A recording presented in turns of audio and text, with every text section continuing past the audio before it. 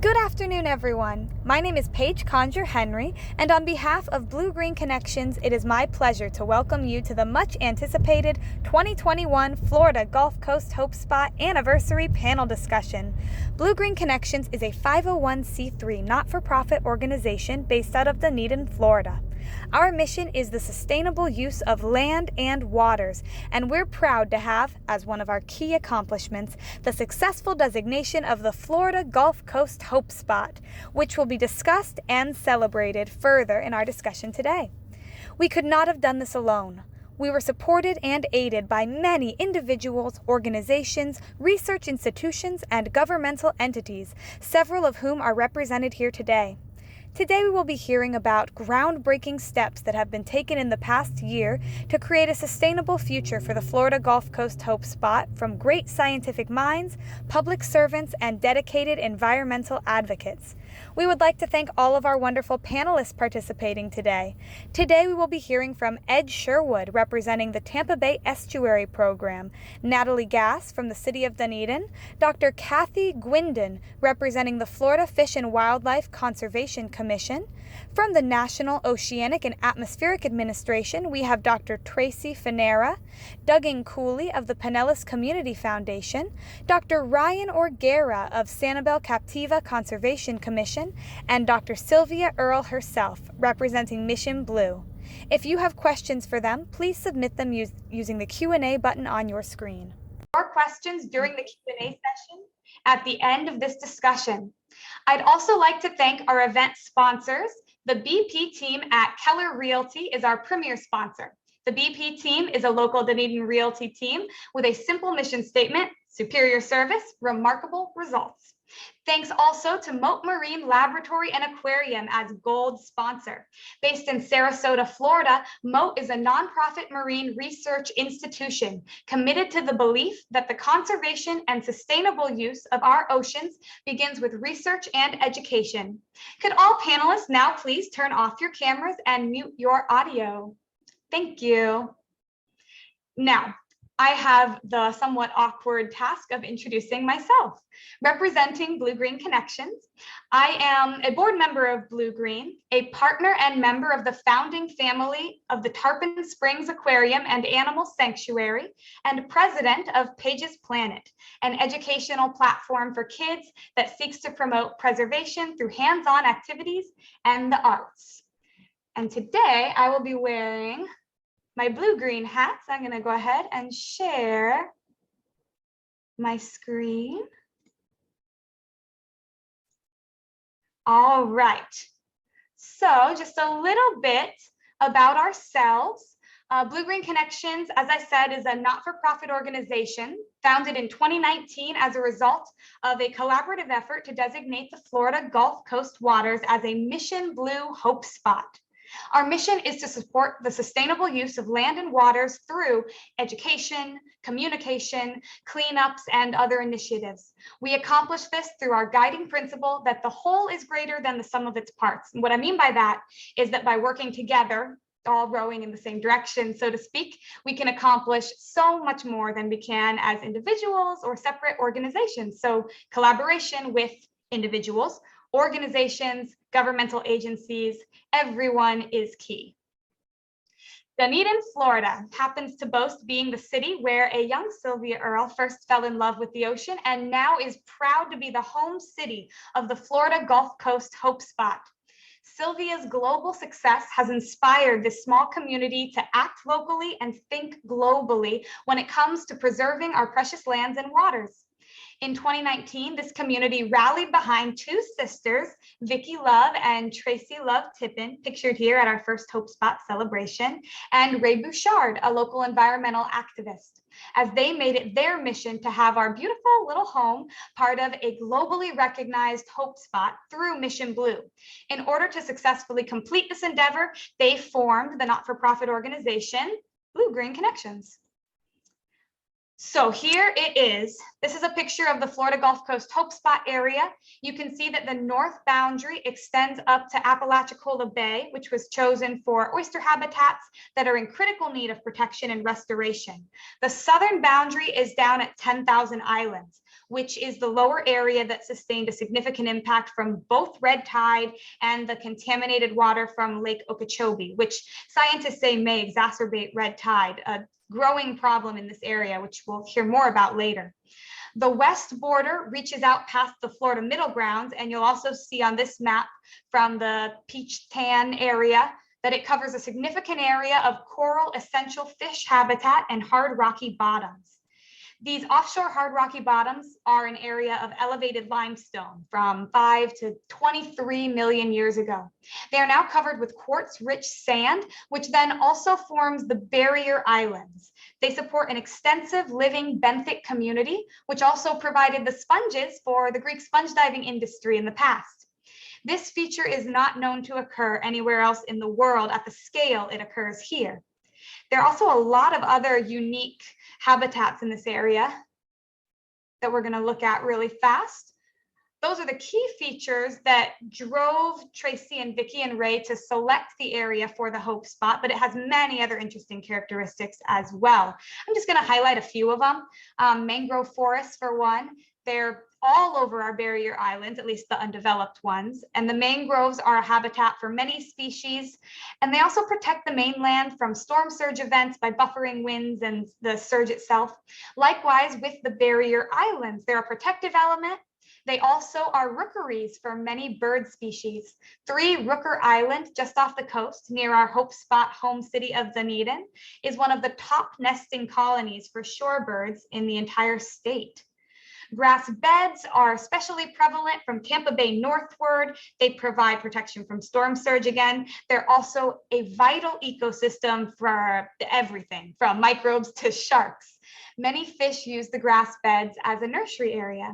In fact, the CMERA, that's the Coastal Marine Education and Research Academy, one of our supporters located nearby, has found that globally endangered scalloped hammerhead appears to have a nursery right off of Honeymoon Island.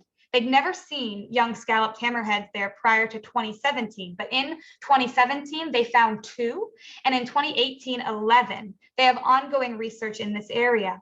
These grass beds are very delicate. Tampa Bay Estuary program, another one of our supporters, has grass bed restoration as one of their activities and has been really successful with it.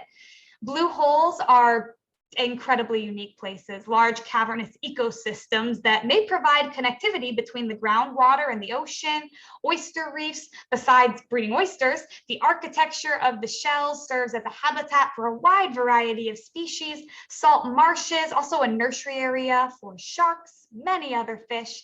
And again, they do provide protection from storm surge and are a natural filtering mechanism. There are also so many diverse animal and plant species in the area. It's coming to be this Hope Spot here in Dunedin, a voice for those without voices. In my adventures diving in our Hope Spot, I managed to capture a few of the many unique species you see here. Our Hope Spot is home to incredible animal life like the curious Florida manatee, the intelligent and mysterious Goliath grouper, which also happens to be my favorite animal in the world, the scallop with their little blue eyes, as well as many shark species like the silky shark pictured above. A few more Hope Spot natives, the critically endangered Kemp's Ridley sea turtle and the aforementioned scalloped hammerhead. Okay, let's talk about some of the threats that are facing our Hope Spot. I'm going to point out a few. We're going to hear a lot about them from other panelists later on. First and foremost, rapid population growth. Of all the states, Florida has the second largest increase in population in 2018. 322,513 additional people in that year alone. With those people come more tourism, more visits to local businesses, more demand for resources, ultimately more waste. Of course, red tide, excess nutrients fuel the overgrowth of algae, which in turn reduces water quality and degrades ecosystems. Sources include fertilizer runoff, septic systems effluent, livestock waste, mismanagement, atmospheric fallout from burning fossil fuels. Okay, offshore drilling and oil spills. Oil ignores man-made borders. State waters extend 3 nautical miles off the coast, but the states have no direct control over 200 miles of federal waters. Moratorium currently in place protects waters up to 235 miles off the west coast of Florida from oil drilling. That expires in June of 2022. Of course, this area has a lot of threats, which is the reason why it was chosen to be protected. And we have been working diligently with many partnering organizations to protect the area.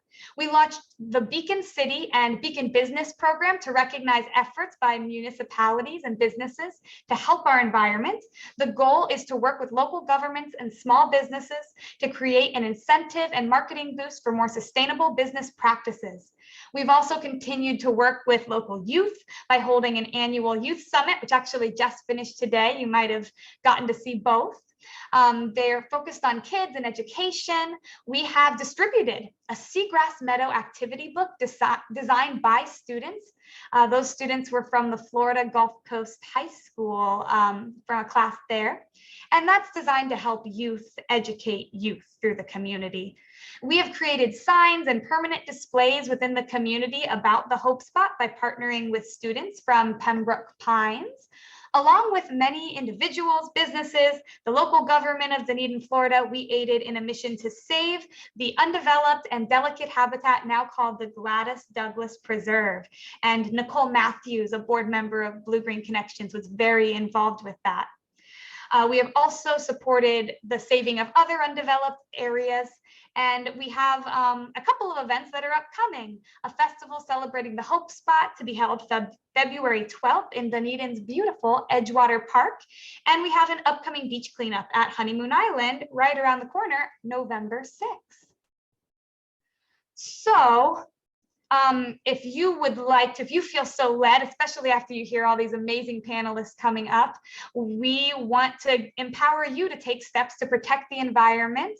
You can support nonprofits that are trying to protect our land and waters.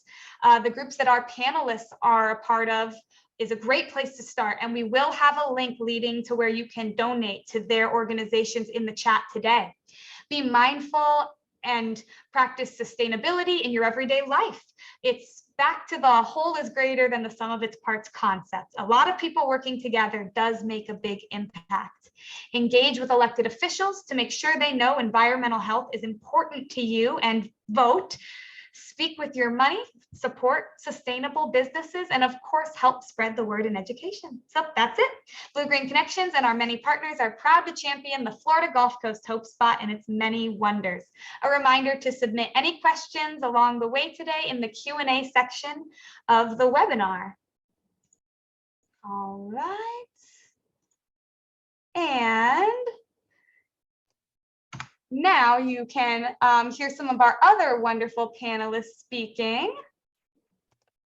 Without further ado, I would love to take this opportunity to introduce to you Ed Sherwood of the Tampa Bay Estuary program. Ed Sherwood received his MS degree in marine fisheries ecology from the University of Florida in 2003. Currently, as the Tampa Bay Estuary program's executive director, Ed is responsible for maintaining strong partnerships while continuing the Bay's science-based, community-focused restoration and recovery strategies. He has worked and published on a number of research projects within the Tampa Bay watershed and Southwest Florida, focused on the effective management of estuarine water quality, fisheries, and habitat resources. Thank you for joining us, Mr. Sherwood. Good evening. Thanks, Paige, for the introduction, and thanks for the great intro to all the great resources that are represented in the Florida Gulf Coast Hope Spot.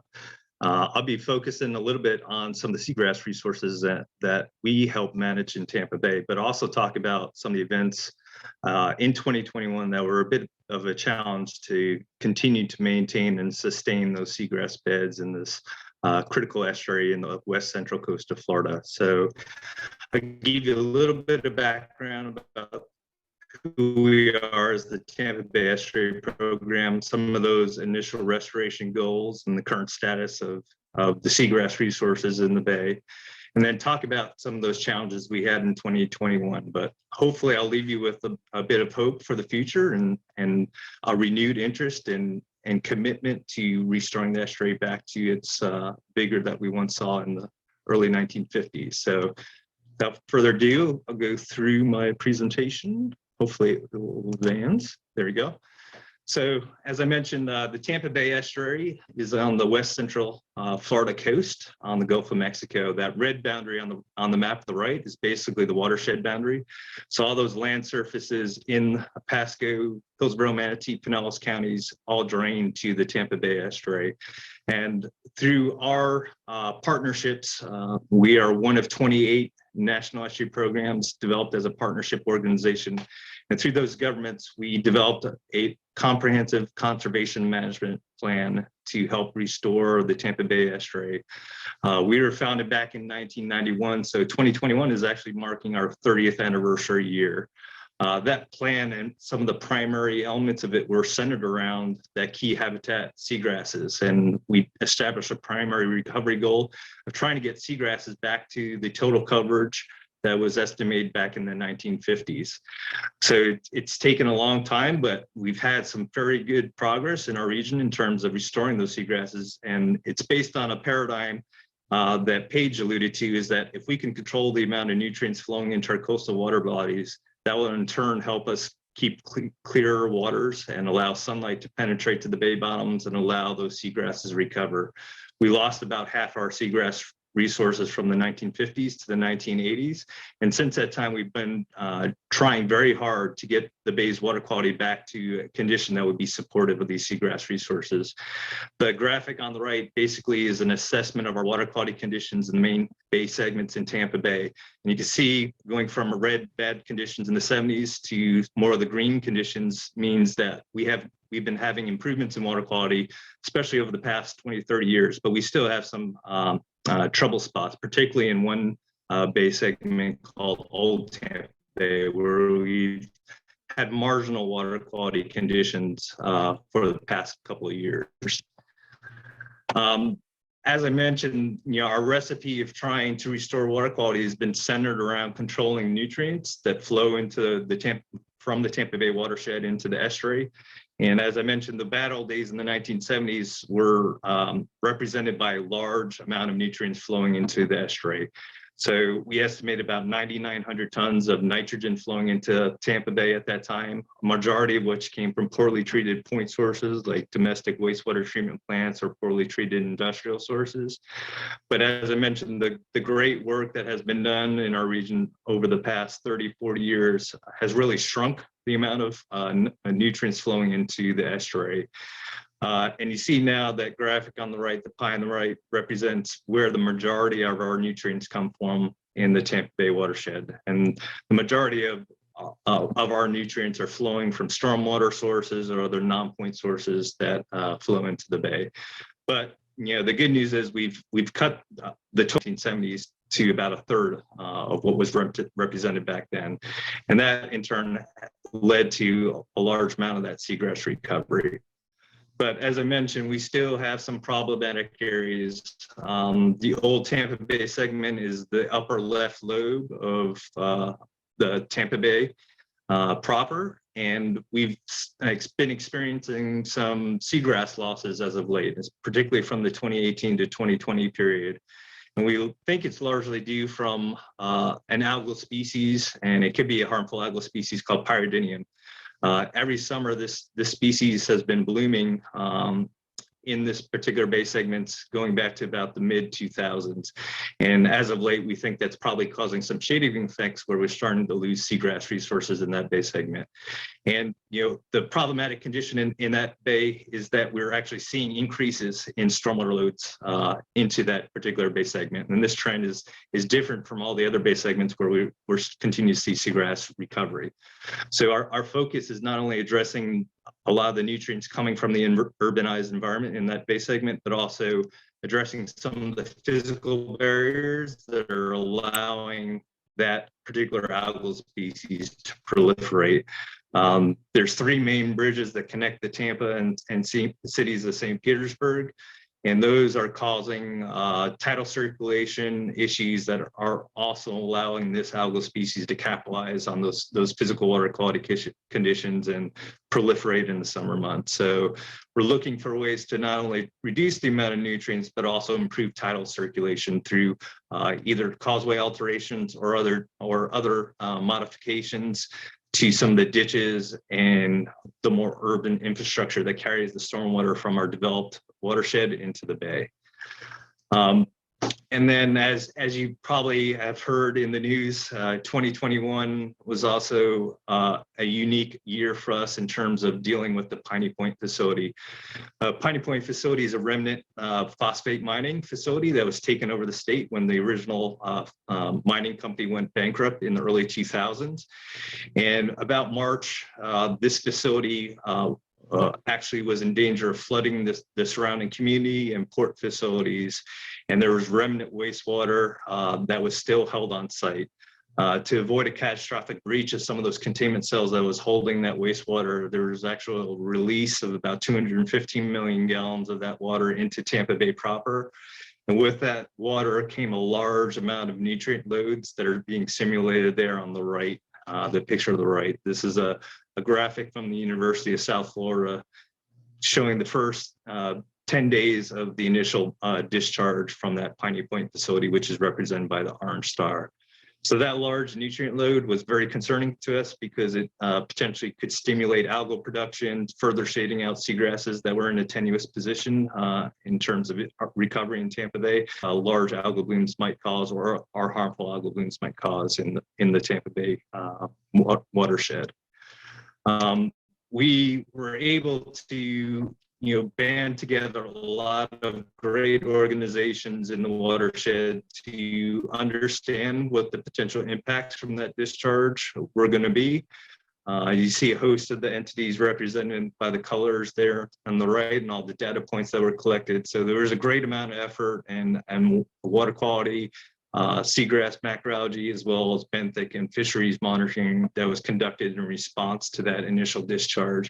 And we've been trying to develop these tools to give the public this information as it's collected from the scientists. So to date, I think there's measurements just since March, since this event occurred.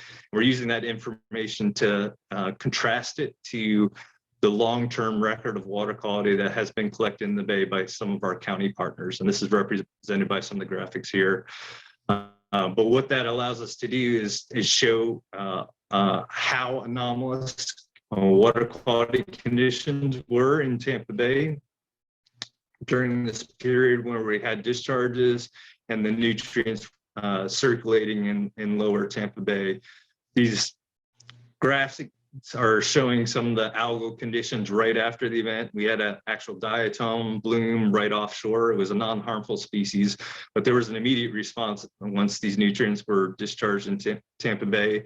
We saw some other responses of larger macroalgae, like sea lettuces and a species called Dapsis that proliferated in the in-between periods between May and June. And then through some tidal circulation, we started seeing red tide in the lower part of the bay. And because of the availability of nutrients, we started seeing a takeoff of red tide, as most might remember from some of the headlines through June and July of this year. So we really had a significant red tide event. And we've been trying to report on this both through those data dashboards, but also through these one-page month-end syntheses. We actually have a September one now that you could find on the links above. But basically trying to communicate to the public the effects of these large nutrient loads on the bay and the bay's ecology. Because this is sort of the thing we've been trying to very hard to manage over the past 30, 40 years. And when an event like this occurs, it kind of sets us back. And it's frustrating to a lot of the great effort that has happened in Tampa Bay. So moving forward, trying to recommit and double down on our efforts to control these nutrients moving forward is highly contingent on us not having another Piney Point facility event in the future. Just another graphic sort of highlighting those conditions in more of a synthesis and pictorial way. So as I mentioned, we did have a non-harmful diatom bloom soon after the discharge occurred, but as most remember from this past June and July, we had a fairly significant red tide bloom, probably the likes of which we haven't seen since the early 1970s, because it really penetrated fairly far up into the Tampa Bay watershed, going all the way up into the upper bay segments. And there was a significant amount of fish kills in response to that red tide event. I think the county of Pinellas collected over 1,800 tons of dead fish through much of July through this red tide event. And that was a combination of water quality conditions conducive for red tide growth, but also those availability of a lot of nutrients being circulated in the bay, much of it stemmed from the Piney Point facility. So luckily, that by mid to late July, most of the red tide was at lower concentrations, and we saw the majority of the fish kills diminish. But we're still seeing, and I'll skip through this, a prevalence of red tide along our coast. These are actually graphics from the Fish and Wildlife Conservation Commission and some of the partnerships they have through USF, Marine, to monitor red tide throughout these events that we've been seeing. So there's still red tide that persists up and down our coast, all the way from about Charlotte up to Pasco County. Luckily, there hasn't been a huge concentration in the bay proper since those July timeframes, but we're still continuing to monitor this. And the duration of these events, if it goes through into next year, that has additional concern for us in terms of maintaining seagrasses if they're persistently being shaded throughout their growing seasons this summer and then into the next year. So we continue to track those conditions. The major impacts within the bay proper, we just have to continue to be vigilant, again, on controlling nutrients that are flowing to our coastal waters so that we don't have these long HAB events along our coast in the future, because they are detrimental to a lot of the resources that Paige mentioned earlier. So my last slide, again, focusing on the hope. Tampa Bay area has been internationally recognized as a bastion for ecosystem and water quality improvements that have led to the recovery of seagrasses over the past 40 years. We also know that we have these new challenges to maintaining and sustaining those seagrasses and good water quality in the future. We have a continuing coast, developing coast. We have a lot of aging infrastructure with our wastewater and stormwater systems that need to be addressed. And then just the lingering effects of future climate change on our coastal habitats and what that might mean for their persistence in the future.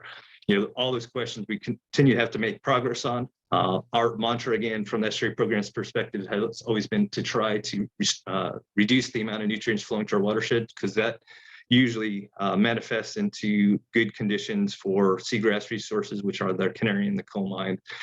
And that's going to take all of us working together, as Paige mentioned. We have over 3.1 million people now living, working, and playing in the Tampa Bay watershed. Moving forward, sustaining the natural systems that support our well-being and our quality of life are going to be an important thing to think about as we continue to develop our coast. But I'm optimistic that we've done it before in our region, and we could do it again. It just certainly takes a lot of cooperation and a lot of vigilance. And as I mentioned, renewed commitments towards efforts to stem the flow of nutrients to our coastal water bodies. So I appreciate the time this evening to kind of talk about what our priorities are, and looking forward to the other conversations from the panelists. You can find out more info from us if you go to our website. You can follow along on our social media channels on some of the events that we hold. But if you ever have any questions, feel free to reach out, and appreciate the time this evening again to talk a little bit about our priorities. I will stop there. Thank you so much for sharing. That was such important and really pertinent information. I really appreciate you keeping us up to date on all that's gone on during COVID and throughout that time. We also appreciate the partnership and support that Blue Green has received from the Tampa Bay Estuary program. So thank you. No problem. We love supporting you guys. Next, we are going to the local government, often the place where real change can be instigated and accomplished within a community. I am very excited to introduce the City of Dunedin Sustainability Program Coordinator, Natalie Gass. The City of Dunedin is one of Tampa Bay's leaders in sustainability and Blue-Green Connections' first beacon city. Natalie Gass is passionate about protecting the beautiful land and waters we call home. Natalie works for the City of Dunedin to provide environmental education, programming, and policy. She is very proud of the city for being the first Hope Spot beacon city and plans to connect with other cities and organizations to create a regional approach to sustainability. Thanks for joining us, Natalie. Thank you so much, Paige, for the introduction. And I'm really excited to be speaking on behalf of the City of Dunedin this evening, sharing what sustainability is, first off, and then talking about what the city is doing to make sustainable action. So to begin, sustainability has been defined by the United Nations as meeting the needs of the present without compromising the ability of future generations to meet their own needs. Simply put, this is stating that our current generations aren't going to use up all of the natural resources and that we create a healthy relationship with our environment. Sustainability can seem like a hard concept sometimes to understand, and because of that, there have been many models for sustainability to understand that a little bit more clearly. This is called the triple bottom line. And it's stating that at the center of where you have the social, environmental, and economic components combined, you'll find sustainability. Now, the only issue with this model is that all three of these components are the same size and they're not really dependent on each other. And so a more realistic idea of sustainability is the nested dependencies model. And this is a good way that we can think of what sustainability is. This is the idea that everything we do within our economy and our society is dependent on our environment, on this planet that we live. I would say for the most part, everything we do is here on Earth, and that is the reason we need to protect it in order to protect who we are as society, our economy, and everything as a whole. That being said, sustainability is all about partnerships. It's about local partnerships, regional partnerships, and worldwide partnerships. I'm very proud and so excited about all of the different people who work together in our Dunedin community and worldwide. So thank you for everything that you do to help promote sustainability and environmental action. The City of Dunedin runs on 6 EPIC goals. Numbers 3 and 4 specifically relate to the environment and sustainability. And this really showcases how sustainability is a core principle of who we are as a city and what we are passionate about. EPIC Goal 3 is talking about improving our natural resources for the enjoyment of all. And our 4th goal is to be the model for sustainability within our state. Dunedin is so proud to be the home city of the Florida Gulf Coast Hope Spot and to be a beacon city. It's really amazing that Dr. Sylvia Earle spent a lot of her youth here growing up and learning about our Hope Spot. And it's so exciting that so many of our Dunedin residents and people in the community have been so passionate to protect our waters. Our Gulf Coast right off Dunedin is actually monitored by Pinellas County and the state of Florida. They are the local authorities for our waterways on the coast, but Dunedin does play a part into that. We have an interlocal agreement, and so we pay for frequent testing of the water. And then we also do some testing of ourselves along Cedar Creek and Curlew Creek. Both run into the Hope Spot. The city also maintains the Clean Marina designation. We do education around the seasonal countywide fertilizer ban, and we utilize an integrative vegetation plan. The city is passionate about stormwater as well, and that's because all stormwater drains into either the Hope Spot or a local waterway and an ecosystem. We really want to make sure that pollutants aren't entering our ecosystems through the storm drains, since there's that direct connection. We want to make sure there's no yard debris, any plastic pollution or chemicals going down the drain, only rain down the drain. That's what's safe. Dunedin is also all about art, and this is a really exciting, awesome project, which is going to be coming to the water tower on Curlew Road. This project will be incorporating awareness on the Hope Spot, public art, and sustainability. It will be showcasing 2 different turtles. One will be a sea turtle named Sylvia, after Dr. Sylvia Earle, and then the other will be a gopher tortoise named Henry, after a gentleman who actually lived on Caladesi Island. So this will be really fun and a creative way to engage with the Hope Spot. Just recently, we installed some signage along Hubbard Park, which is directly on the Gulf Coast, our Hope Spot. And this is a really great way for people running, walking, and enjoying the waterways to read about what the Hope Spot is, how they can get involved, and what the community is doing to protect it. The city and the community is certainly passionate about the water, but we're also passionate about the land. And we have over 200 plus acres and growing, thanks to everyone working on the Gladys Douglas Preserve. That was a huge, huge win for our community and our environment. So thank you for everyone who participated in that. And it's really wonderful to see a community come together in the face of protecting the environment. So thank you for that. Our Parks and Recreation Department does a wonderful job protecting our parks, and they do lots of different species counts along with tree plantings, and they really try to engage the youth, which is wonderful.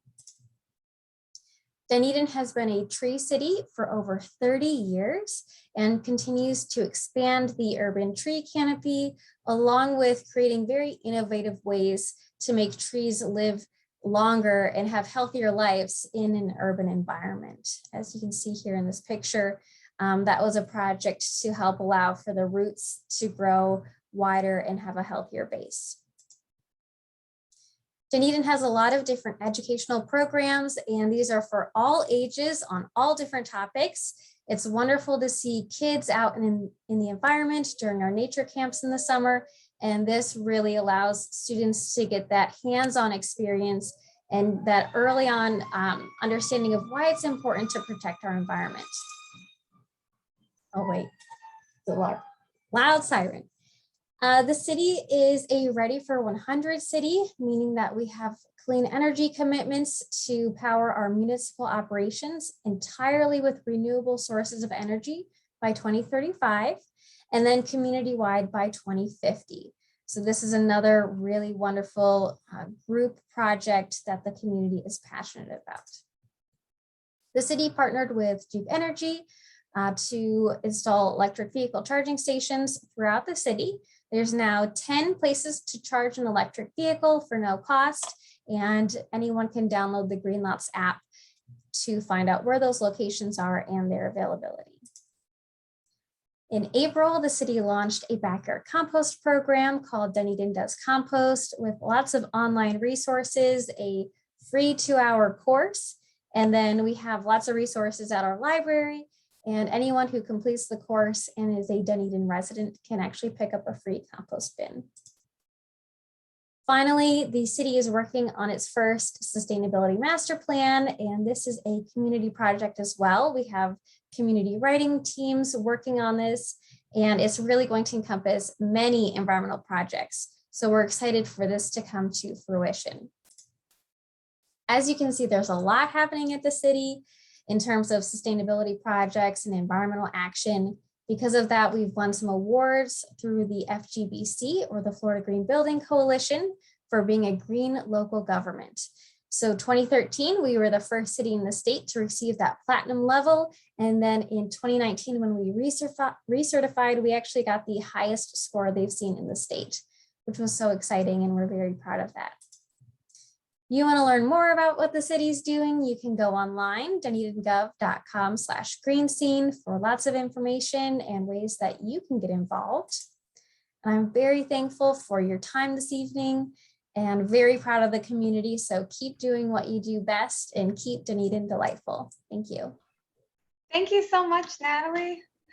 I grew up in Dunedin, and I know local government is the place where oftentimes that is where the change really starts. So I really appreciate you being here today. It's great to see you. Thank you. All right, and next we will be hearing from Dr. Kathy Guindon of Florida Fish and Wildlife Conservation Commission. Dr. Guindon has acquired 19 and a half years of research at FWC's Fish and Wildlife Research Institute.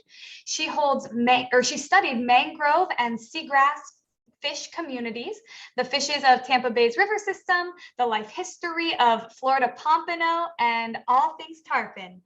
14 years of her years were focused on learning the effects of catch and release fishing on tarpon survival, movement, and stress responses using ultrasonic telemetry, genetics, and physiology. She currently serves as director of the FWC's Suncoast Youth Conservation Center in Apollo Beach, leading year-round hands-on marine science conservation education programs and creating the next generation that cares.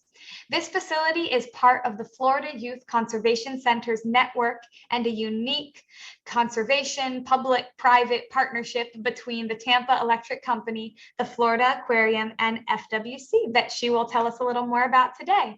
Welcome, Dr. Guindon.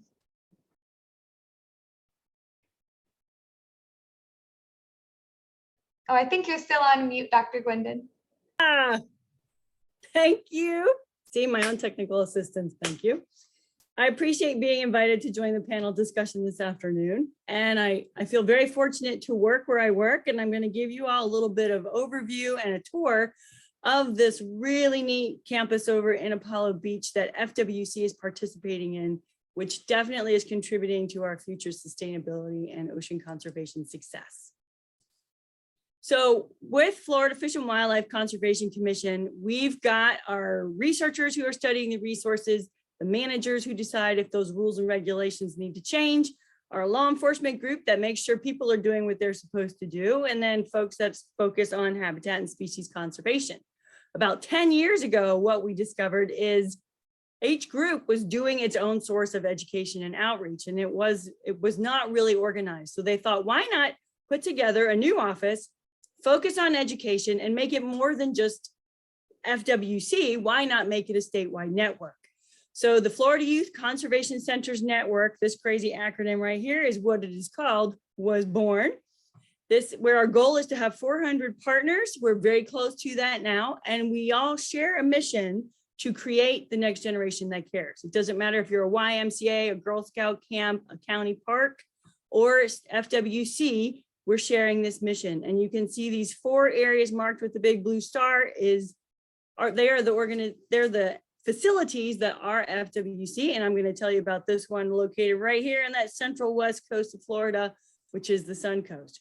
The vision behind this network is that all the places who commit to it are places where they're sustainable and youth and families can come together in a nice, safe place and participate in those outdoor recreational activities, and focusing on the really cool ones like fishing and paddle sports and archery to try and inspire that lifelong commitment for the visitors once they leave our site. At the same time, FWC was working on this new partnership idea amongst themselves. Turned out Tampa Electric Company started to talk to the Florida Aquarium about this property over in Apollo Beach and what they might do with it. At the same time, Florida Fish and Wildlife entered the conversation because they needed a new location for a saltwater hatchery. The University of Florida Aquaculture Lab down the road in Hillsborough County, or actually maybe Manatee County, was looking to place some aquaculture research here on the site. And they said, hey, you know what, why not put one of these new youth centers there too? And in case you don't know where Apollo Beach is, we like squeaked in on this Florida Gulf Coast hope spot over here in the southern portion of Hillsborough County, just south of Tampa and the eastern shore of the bay. The campus itself starts at the northern boundary with the Manatee Viewing Center. It's connected through a series of interpretive trails. We've got a really cool boardwalk that leads out to this 50-foot observation tower. Then that walking path continues past the central visitor parking place, through some restored habitats from Tampa Electric Company, and into this lower 20 acres of the Center for Conservation. That was an abandoned palm tree farm, but now what's resulted is TICO has restored more than 550 acres of habitat using independent grants. This was not forced mitigation like some people like to think. And our site, that 20-acre campus right here that you see, is what we call the Center for Conservation. And I'm going to give you a little virtual tour, starting with this Suncoast Youth Conservation Center right by that orange star. So we broke ground for the Youth Center in 2015. We did our ribbon cutting in 2016, had our open house in 2017, and we've since served more than 45,000 people, and over half of those visitors have been youth. The cord grasses, or Spartina, that you see here in the forefront serve as nursery grasses that Bay Area restoration projects can come over and utilize the grasses so ours grow back in. But if you're a group and you choose to come to the Suncoast for an educational outreach field trip, they are free. They are full on, hands-on, in the water, in the mud, marine conservation education. All of our lessons have been matched to the Florida State educational standards and are targeted for youth in grades 3 through 12. And when you come here, you're going to have a lesson that's going to be in one of three core areas, either saltwater inshore fishing, kayaking through the mangroves like you see here, or wildlife discovery, which will be all things pertaining to the Tampa Bay watershed. We also have a summer day camp for youth in grades 3 through 8, but new this summer, we're adding a high school career camp for students in 9th through 11th grade. The FYCCN's youth network was actually nationally recognized in February 2019 with an award for our camp programs. And the Suncoast in particular should get its accreditation announcement next week when I'm in South Carolina at the conference and hopefully receive that good news. But it's a really cool place. And across our 5-acre saltwater pond is a sea turtle rehabilitation center run and staffed and maintained by the Florida Aquarium. You can see its wraparound deck looks into the turtle tanks over here on the east facing shore. The windows on the north side actually view into the research labs for the University of Florida and our operating room like you see here on the lower right. What makes our facility a little bit unique than other turtle rehabilitation centers is this deep diving tank. So before turtles are released back into the Gulf, bringing hope to our future of Florida sea turtles, they actually have to prove that they can dive, they can hunt, and they can feed as they should in the wild before they get released. The Florida Aquarium also has these greenhouses that you think maybe they're growing plants, but in fact, this is where they are housing and doing a lot of really new and groundbreaking coral research. And the University of Florida is also doing some long-spined sea urchin research. These are both trying to do a lot of work in an aquaculture setting, meaning they're working in a laboratory to mimic the natural conditions inside of a lab to produce urchins, to produce corals that can be placed back out into the wild. This moneymaker shot from August of 2019 is a great example of the successes the aquarium's been having with their coral conservation work. I believe Carrie talked about this last year on the panel. They've been doing a lot of great work. They are rescuing and archiving over 15 different species of healthy tissue from corals that were affected by the stony coral tissue loss disease. They have at least done 10 species where they've successfully reared and grown out corals to release them back into the ocean.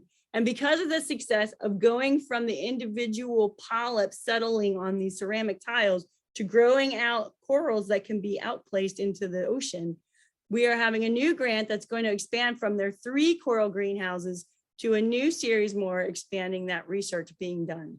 We also have a Marine Fisheries Enhancement Center on site. Fancy word for a sport fish hatchery. Their goal is to target production of 500,000 red drum to a size of 1 inch every year. That size of 1 inch is a good size that when they get placed back out in the wild, they have the best chance of survival. The fish that are in these tanks and some of the other tanks on site are benefited by the saltwater well that TICO put in. It goes down about 800 feet to an ancient aquifer so that the water can be used from the ancient aquifer rather than from trucking it in offshore.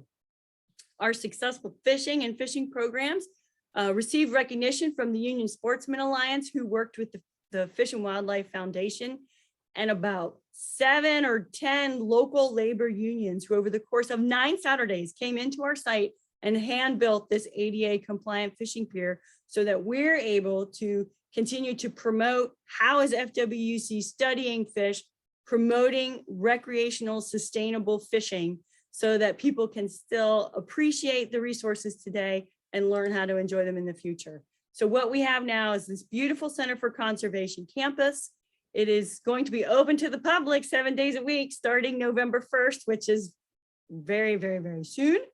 We have got the Suncoast itself. We at least quarterly do outreach events and professional trainings that we offer to members of the community. There's ample opportunity for volunteers. You can be an educational docent. We're only planting Florida natives. We've got pollinator gardens. There's grounds and maintenance. There's photography needs. If you have an interest, we can probably find a place for you here. And the newest building to be showcased, this is TECO's Clean Energy Center. This facility here, you can come to and actually see examples of wind and solar energy demonstrations. The solar flower that you see here is really cool. It opens and rotates through the day following the sun. And then the energy that is captured by these solar panels gets stored into this flow battery unit and enters into the solar grid just off to the east side of our campus. And the goal is that by 2023, this Florida Conservation and Technology campus should be a green campus, providing a good example to the community of sustainability. And of course, I'm at the youth center, right? I'm going to come right back. It's all about our students. It's about our interns. It's about the graduate students that are here working through the University of Florida under Dr. Josh Patterson.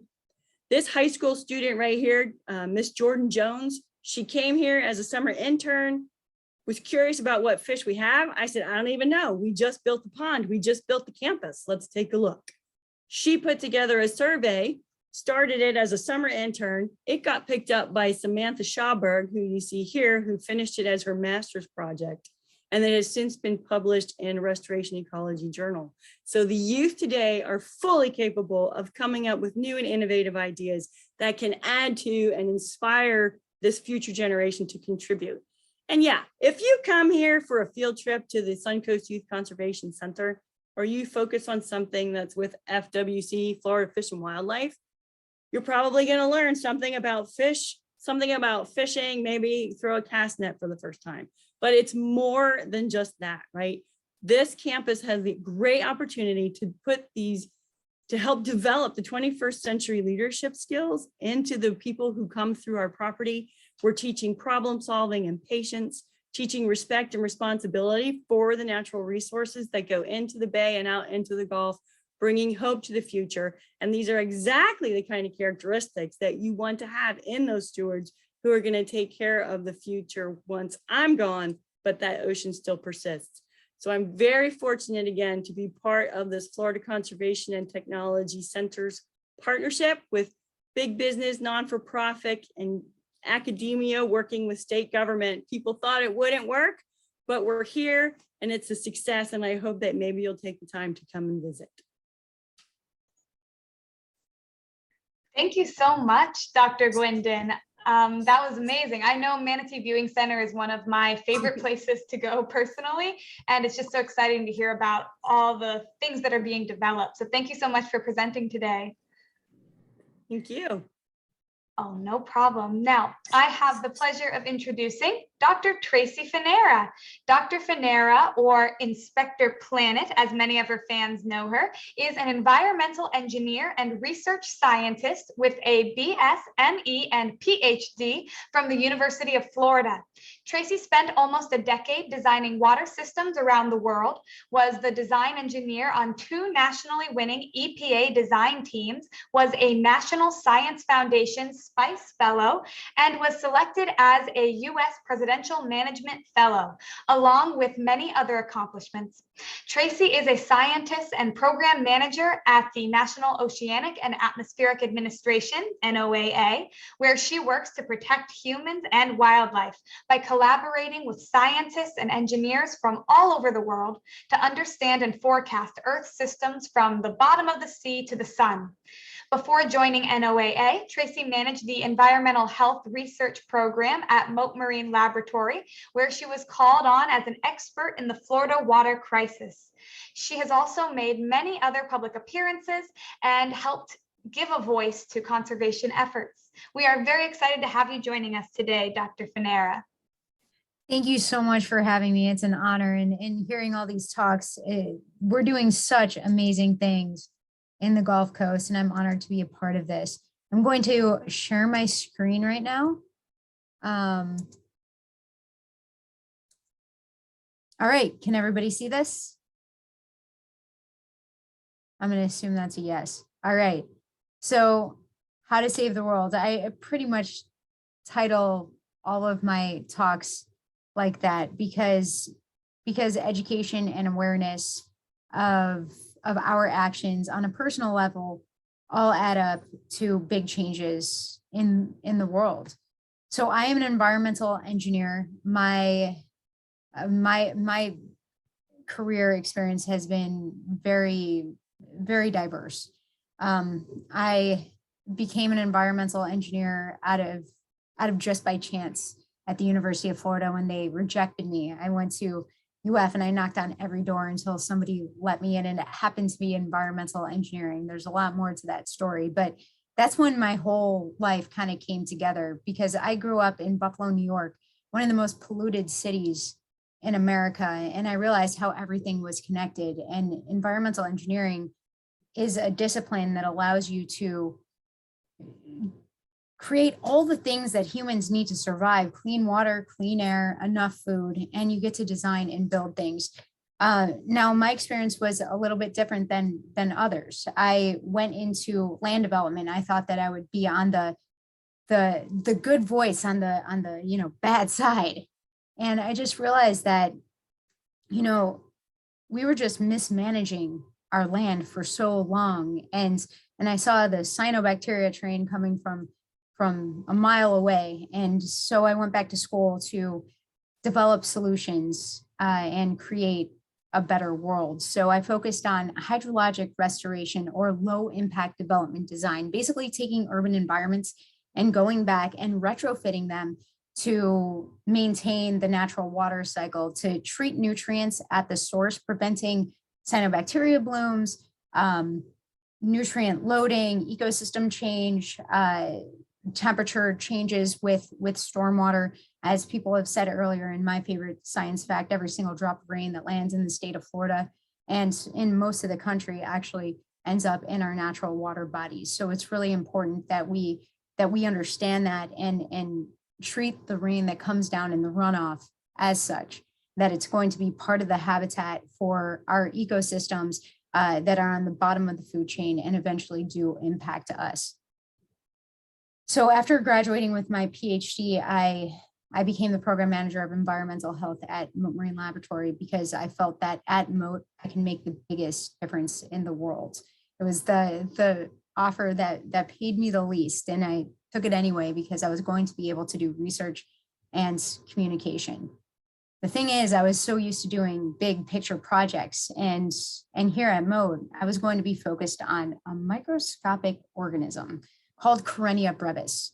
Now, we had another speaker talk about Florida red tide in Tampa Bay, and I'm going to be talking about Florida red tide to give an example of how everything is connected. So Florida red tide, or Karenia brevis, is a species that's endemic to the Gulf of Mexico. It's a native species. It's been around for hundreds of years, and we get a bloom every single year. Now, these blooms start on the ocean bottom and come to the coastline by currents, upwelling. And then when they're close to the coast, that's when humans can play a role. Our activities, our urbanization, everything that I went to school for, that's when that nutrients comes in. So what makes Florida red tide, or Karenia brevis, so unique is that it is one of the few species of phytoplankton that are harmful, meaning that it releases a toxin that harms aquatic life. But Karenia brevis, the toxin called brevetoxin, is unique because not only does it harm aquatic life, it can actually aerosolize, meaning that it can attach onto sea salt particles in the air, move on shore with winds, and cause coughing or sneezing in humans. In healthy individuals, you leave the beach and those effects usually subside. But for those with asthma or COPD, this can be really serious. In 2018-19, we had a bloom that started about 2 weeks after Hurricane Irma, intensify. And the reason for that was due to a lot of rainfall, a lot of nutrients coming into our coastline. And later research shows that perhaps there was a second bloom that met up with the existing bloom. Now, at this time, with all that rainfall, we had a release of water from a big lake in the middle of the state called Lake Okeechobee. And Lake Okeechobee was historically a water body that released into the Everglades and out into the ocean. But 100 years ago, when people started moving to Florida, we put up a dam to prevent water from flowing south so that we can start farming and building. Well, now, anytime that we get really heavy rain in South Florida, that water is back pumped. And when that water in Lake Okeechobee gets to a certain stage, it was released to the St. Lucie River on the east and the Caloosahatchee River on the west. And that Caloosahatchee River goes into the Gulf of Mexico. And when that release happened, along with rainfall bringing nutrients from Tampa all the way down to Naples into our coastlines, we had an existing Florida red tide bloom, and it was fed and made national news. Public health was threatened, economy, tourism. It was a big deal. And if you're around the west coast of Florida in 2018, that summer, all through 2019, you know exactly what I'm talking about. But like I said earlier, I came to Moat to do the research and communication, but never did I realize that the communication aspect would be so difficult. So these are some shots from that bloom specifically. The Florida red tide from a helicopter, the tons and tons of dead fish and manatees. Manatees were impacted, sharks, sea turtles. Our wildlife was definitely obviously threatened during that bloom, that very intense bloom that lasted quite a while. But communication was never more important. And I was one of the only scientists at the time that was attempting to communicate through social media. And it was probably the toughest time of my entire career, but also the biggest period of growth. And I realized that we all have a choice. You know, you might not be faced with being a communicator of Florida red tide during a water crisis, but every single day we have a choice, whether to sit back and allow for misinformation or to stand up. And even though you might not change everybody's mind, and especially not the post that you're replying to or the people that are the loudest, but you will change the mind of people that are reading that post, that are listening. And that's where we really make an impact. Every time we ignore an inaccuracy or don't stand up for the truth, we avoid science because it might be too political, we lose the opportunity to enhance environmental literacy, the chance at creating a domino effect of change, and we lose the opportunity to give the future generations a better world. And you know, I'm one of 0.1% of the world, a scientist, and as a scientist I feel that I have a responsibility, we have a responsibility to educate those around us. But we all, whether you're a scientist or not, have that power and have that responsibility, because we all make an impact. We can't avoid that.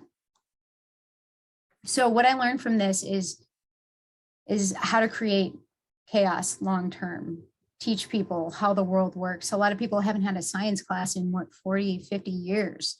And science has advanced so much since then. But just understanding and learning how the water cycle works, looking around your environment and asking those questions, where you're getting your water from, where the water goes when you flush your toilet, what's in those products that you're buying on a regular basis, and even skin lotion, everything. When we take a shower and it goes into our wastewater treatment plant and then goes back out into the environment, how are we impacting our natural world? Next, include people, give people a voice. Listening is one of the most important things that I've realized as a scientist, because yeah, we have our scientific data and we can't make statements unless the data shows something to be true. But anecdotal information from people that are actually on the water have led me personally, and I know a lot of my colleagues, to big findings. Next, empower people to take charge of what they can control. Like, for example, and I'm not going to go into this now, but retrofitting your own home with low impact development. That's stuff that I did for my dissertation. Rain gardens, cisterns. Right now, it might rain, the rain falls on your roof, goes down your driveway into storm sewer, directly into our natural water bodies, and then eventually maybe impacting Florida red tide or a cyanobacteria bloom. But we can disconnect that impervious surface, is what it's called, anything that doesn't allow that water to penetrate through the ground, and implement things like cisterns and downspouts. So it rains, goes on your roof, goes down a cistern into a rain barrel that then releases into a rain garden or an infiltration trench, something that allows physical, chemical, and biological treatment of that nutrients and other pollutants right at the source before it goes into our natural water bodies. So when I was at Mote Marine Laboratory, I redeveloped the beach conditions reporting system, which is a website and smartphone app that allows trained beach sentinels to report what people are actually experiencing at the beach so that they can make healthy decisions when going to the beach. Normally, Florida red tide blooms are very patchy. You might have the effects at one beach and not at a beach a mile south or north. During that 2018-19 bloom, unfortunately, we had pretty consistent bloom, and that was just depending on wind direction. But still, this app and website came into play. To advance that, right before I left, we redeveloped beach conditions reporting system again to allow for anybody from anywhere in the world to report environmental conditions of what they're experiencing. One thing that I realized through the water crisis of 2018-19 was that transparency goes really far, and getting people involved and letting them have a voice through something like this is really powerful. And then community science in general, getting people involved allows people to understand how the world works, understand these complicated scientific phenomena like Florida red tide, and in the process learn about so many other things about our ocean, about our land, and how they're interconnected. So I worked with under a NASA grant with NOAA and the Gulf of Mexico Coastal Ocean Observing System to develop a cell phone microscope that we trained citizens, volunteers, to take a sample of water, put it underneath the microscope, upload a 30-second video into an app that has an algorithm that automatically calculates the concentration of red tide by its shape, size, and movement.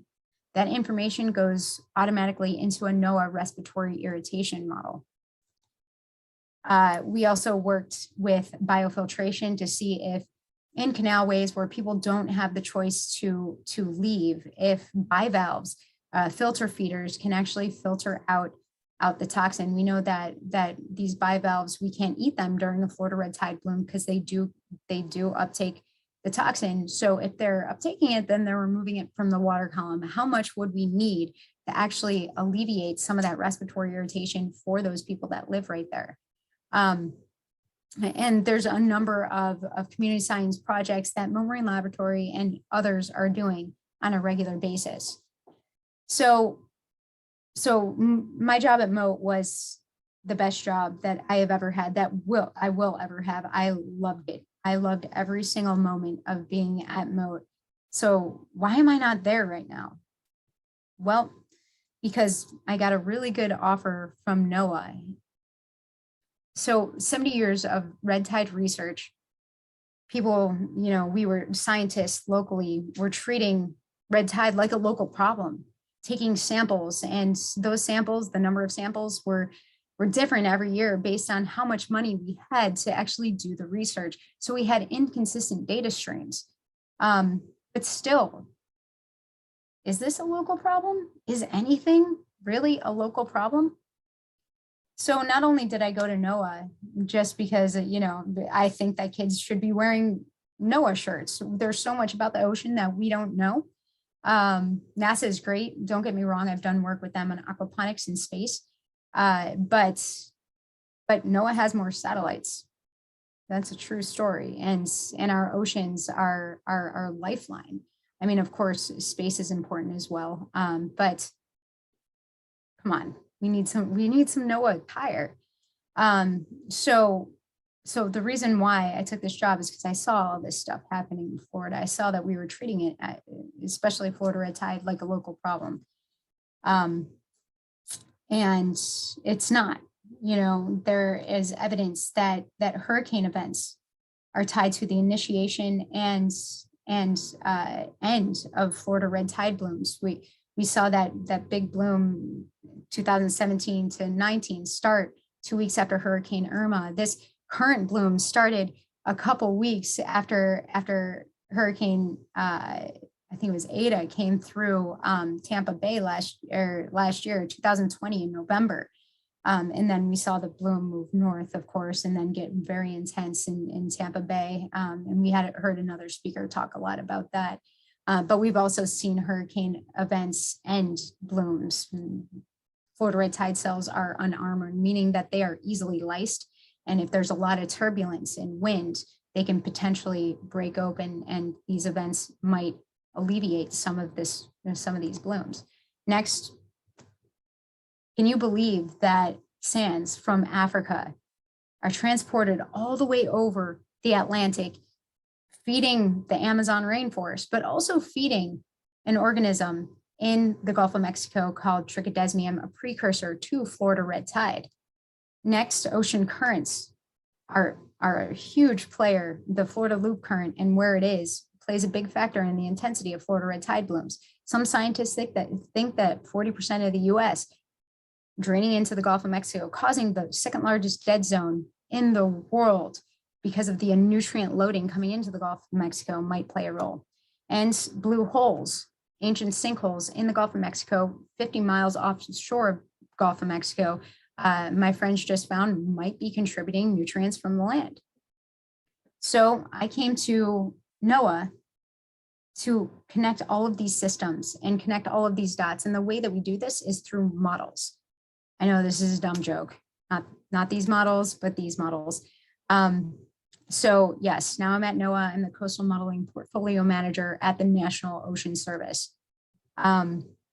So I'm open to any and all questions. My red tide talks usually take an hour and a half. I really tried to make it shorter, but I'm sorry if I went over time.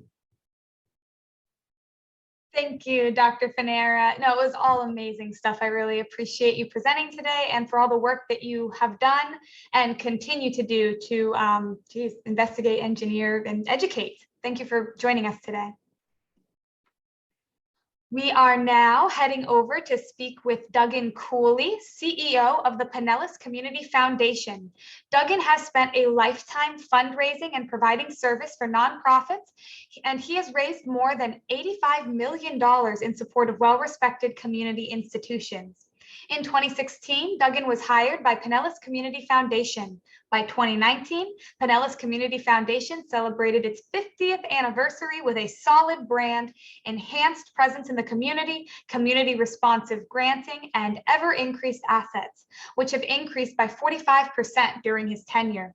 Prior to PCF, he served as president of the United Way of Pasco County and president CEO of Religious Community Services, Inc., a Pinellas organization that provides human services for more than 90,000 people annually. Mr. Cooley is a certified fundraising executive, a past president of Leadership Pinellas, a Unite Pinellas member, chair of the Funders Council of the Pinellas Homeless Continuum of Care, and a board member for the Florida Partnership to End Domestic Violence. Over the years, he has served as a member and chair of a variety of boards throughout West Central Florida. In 2020, he was recognized as one of the 40 under 40 by the Tampa Bay Business Journal, recognizing his success and his commitment to bettering Tampa Bay. Thank you for joining us, Mr. Cooley.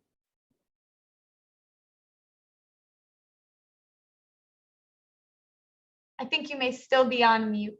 There you go. Thank you very much.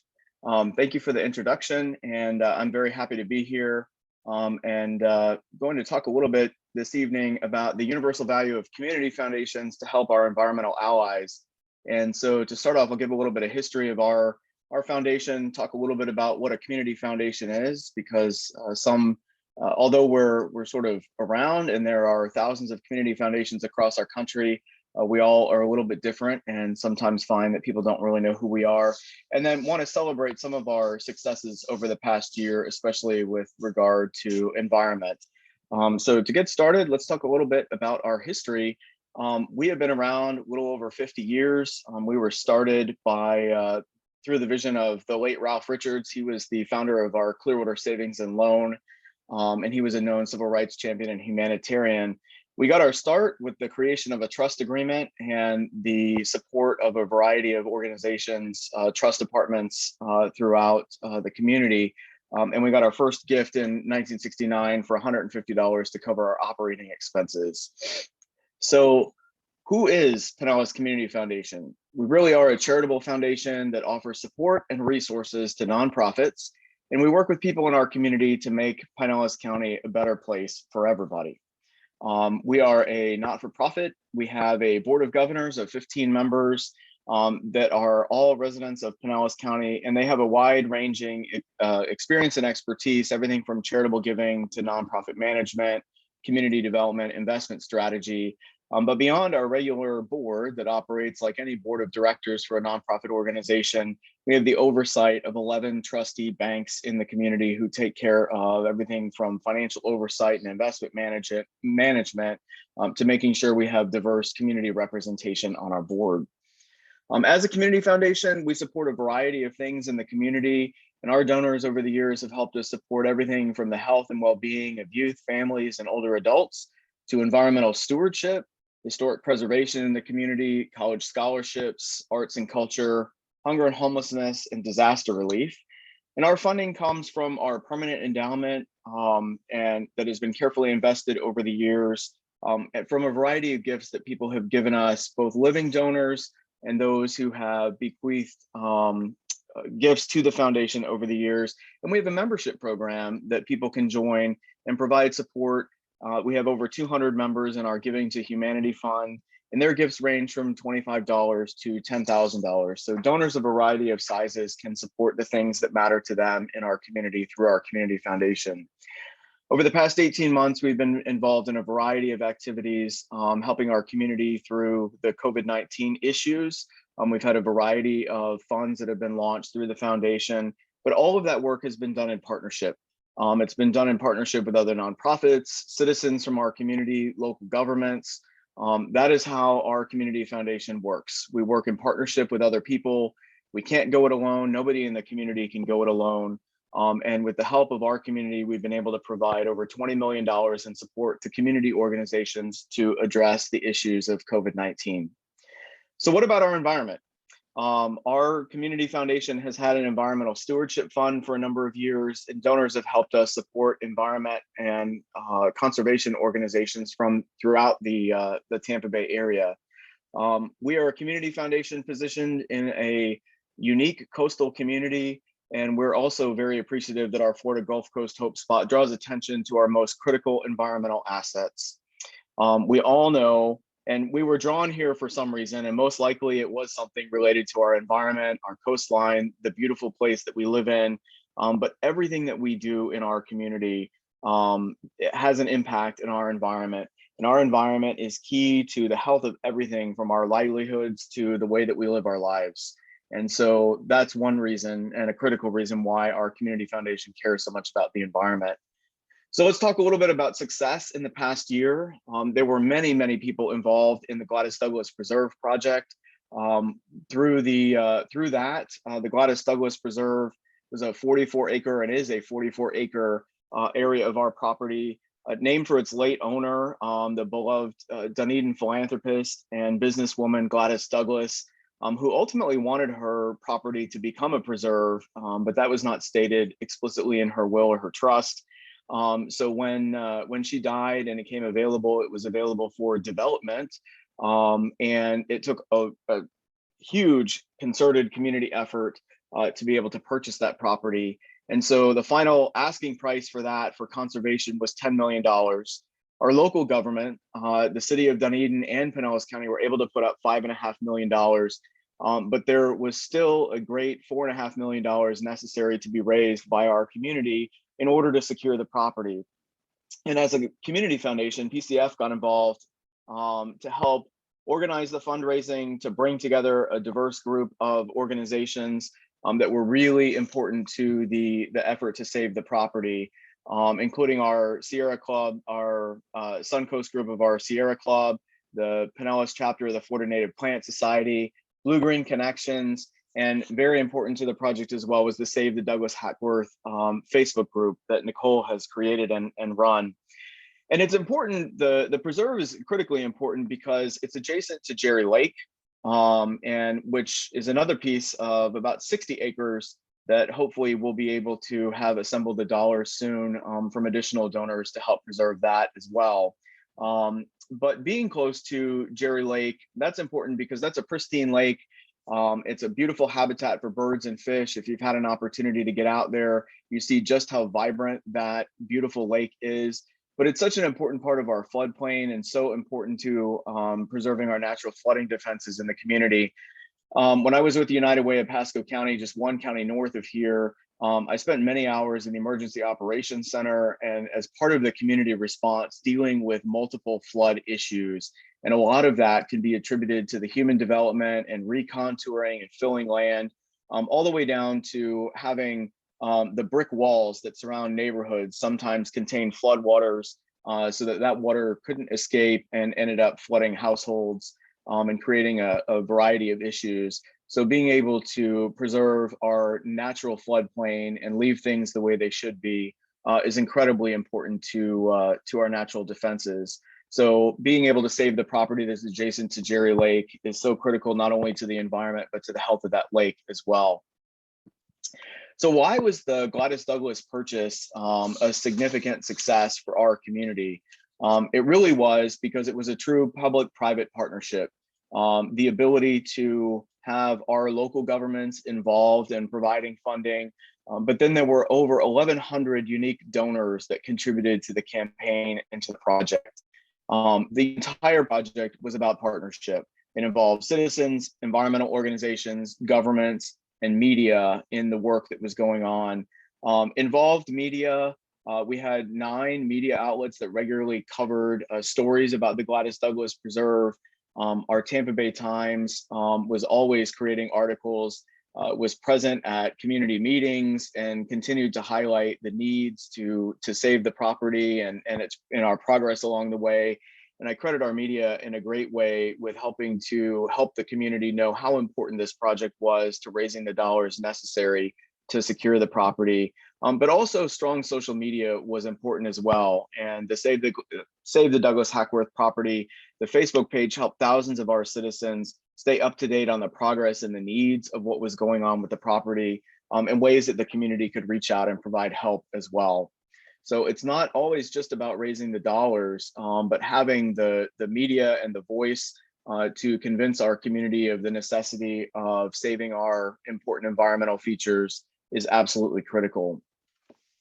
So the project, as I mentioned, was not just about raising money, but we had a fund advisory committee, and some of the environmental groups that I had mentioned before are members of that advisory committee, and they help not only build our trust with the community, that the community would better support the project, knowing that these environmental allies were taking a look at the funds that were donated and how they would be used to save the property. But it involved a number of experts that helped us, including environmental experts, and we had an environmental lawyer on that group as well.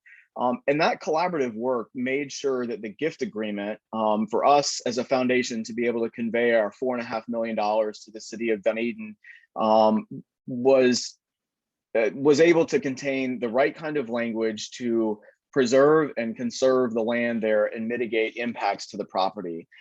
So that group and that advisory committee was so key to the work of saving that land on that property. It wasn't just about the raising of the money. So I want to talk about one current project that we have that's going on. We're working in close collaboration with the WK Preservation Group. And for those who don't know, WK is West Closterman. So the West Closterman Preservation Group is trying to save 14 acres close to Tarpon Springs that is just 1,200 feet from the Gulf of Mexico and is adjacent to the Mariner Point Preservation Area. It is critical habitat. It is an important piece of land to be saved. It's currently owned by our Pinellas County School Board, and they don't want to build a school there, and they want to sell the property ultimately because the possibility of flooding on that property. And so it is not prime property for development, and it should be saved for conservation. So we've been working with that group. The foundation is providing technical assistance, guidance, consulting, fundraising help. We regularly share information and advice with other organizations in the community. And the WK Preservation Group is one of those. Our work is not just about raising money in the community or giving grants to organizations in the community, but about sharing the information that we have, sharing the expertise that the foundation is connected to, sharing knowledge with other people, and connecting other people and resources in the community. And so we're proud to do that as a foundation. We have many tools that are available to help the community. But as a community foundation, we work at our highest capacity when we clearly know what our donors and the community are passionate about. And the Gladys Douglas Preserve Project is a great example of that. The extraordinary community passion that came alive to save that property from development, from everything from sign waving to letter writing to showing up at community meetings. That kind of passion is what helps to drive the excitement at a community foundation and help us continue to work at our highest capacity possible. So we are proud to be a part of all of those efforts within the community, and we are here to help give humanity a hand. I want to thank all of the panelists that were here today and the great information that has been shared in settings like this. That is how we gather additional information, we grow our own knowledge, and we're able to share that with others in the community and excite them about what you're excited about. So thank you for the opportunity to be with you today. And thank you very much for all the work that you do and making Tampa Bay a better place to live. So thank you for joining us. Now we are going to be traveling to Sanibel-Captiva Conservation Foundation with CEO Dr. Ryan Orgera. Ryan holds a bachelor's and master's degree in Romance Languages and Literatures from the University of South Florida and a PhD in Geography and Environmental Sciences from Louisiana State University. Before starting with SCCF, Ryan worked on the Ending Illegal Fishing Project and Global Shark Conservation Teams with the Pew Charitable Trust. During his time with Pew, Ryan helped ensure global protections for 13 species of sharks and rays. As a NOS Marine Policy Fellow in the office of U.S. Senator Bill Nelson, Ryan served as the Senator's Ocean, Coastal, and Flood Insurance Policy expert. Ryan also served as a member of the Federal Marine Protected Area Advisory Committee, which advises the U.S. Secretaries of Commerce and Interior. Great to have you here. Thank you for joining us again, Dr. Orgera. Thank you for having me. Let me go ahead and share this and I'll get started. So, good evening, everybody. You've made it this far. It is a little rough being the last person before Dr. Sylvia Earle. So please, I promise to get us through this expeditiously, and thank you for your attendance and certainly for your love of our shared Gulf of Mexico. As CEO of the Sanibel-Captiva Conservation Foundation, I can say with great confidence that our entire staff and community is incredibly proud to be a member, a partner of this important project.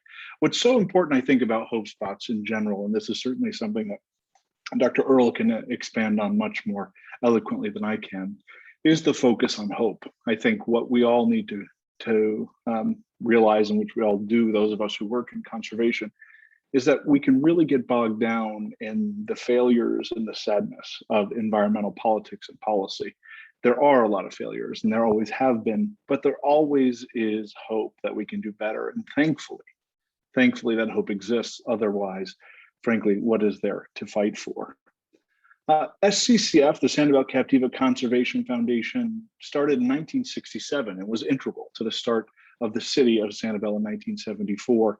What's so extraordinary about the city of Sanibel and what sets it apart from most of the rest of the state of Florida and frankly our country is that the city of Sanibel put preservation and conservation ahead of unfettered development. That is especially rare in Southwest Florida. Almost 2/3 or about 70% of the island, more than 2/3, about 70% of the island is in permanent conservation, whether it's a J.N. Ding-Darling National Wildlife Refuge, the city of Sanibel, or our own 1,200 plus acres that we manage on the islands, on the island of Sanibel. And our current focus is water quality research, policy and advocacy, sea turtle and shorebirds, and environmental education, and land and wildlife. And our job is to protect and care for the ecosystems of the coastal ecosystems of Southwest Florida. So I'm going to let our staff tell you something in their own words. So I'm going to show you a little video about all the work we're doing to support the Gulf Hope Spot.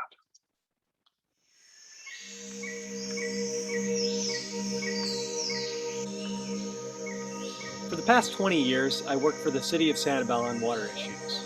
For the past 8 years, I was the Director of Natural Resources. The City of Sanibel and SCCF have a long history of working together. It's an organization that I've always admired as I've worked alongside its talented scientists and dedicated staff. One of our most critical goals is to advocate for our waters using sound science and a unified voice. Every week, we deliver a Caloosahatchee and Estuary conditions report to policymakers at the local, state, and federal levels, as well as to our regional water managers, providing them dependable data and clear recommendations. We're taking the work that SCCF has been doing in the policy realm and enhancing it to seek more protection and restoration of our greater Everglades ecosystem and the northern estuaries. Strengthening our collective voice is a key component of our strategy. Working with the communities from Apalachicola to the 10,000 islands, and restoring and protecting the Florida Gulf Coast Hope Spot helps us build that unified voice.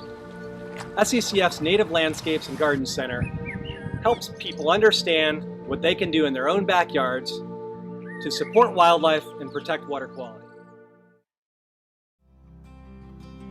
In 2007, we started RECON, which is the River Estuary Coastal Observing Network. It's a series of water quality sensors that are recording in real time the condition of the estuary. And we get those reports every hour, and we can graph that information and share with our colleagues and scientists, but we also use it to prepare a report on the condition of the Caloosahatchee each week. So we've begun to restore oyster reef habitat in San Carlos Bay. Since 2009, we've restored 4 acres and provide 1 million gallons of water filtration in San Carlos Bay each day. We plan on restoring 20 acres of oyster reef by 2025. So this area has a rich diversity of seagrass species, and it's really the fundamental habitat in our area surrounding our barrier islands. What we are able to do every year is at high flow periods determine the extent of the degradation. We just finished a study on nutrients and harmful algae blooms in the Caloosahatchee River estuary and the Gulf of Mexico. And we are investigating the linkages between the releases from Lake Okeechobee from our stormwater systems and the watershed and the intensity and occurrence of these blooms in the region. At Sanibel Sea School, we look to a world where all people value, understand, and care for the ocean.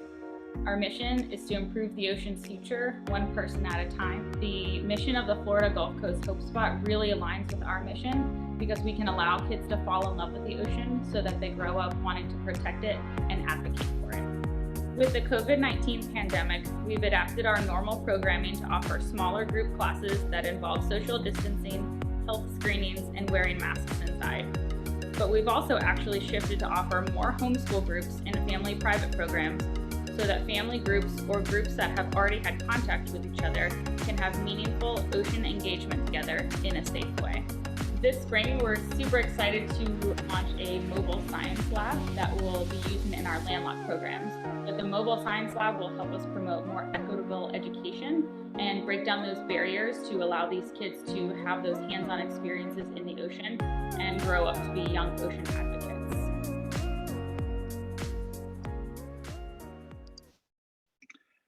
Great, thanks for watching that. So the perennial issue that is always, we can say, plaguing us, frankly, in Southwest Florida is Everglades restoration. As far north as Orlando, what occurs on the land affects our own Gulf of Mexico and estuaries in our region.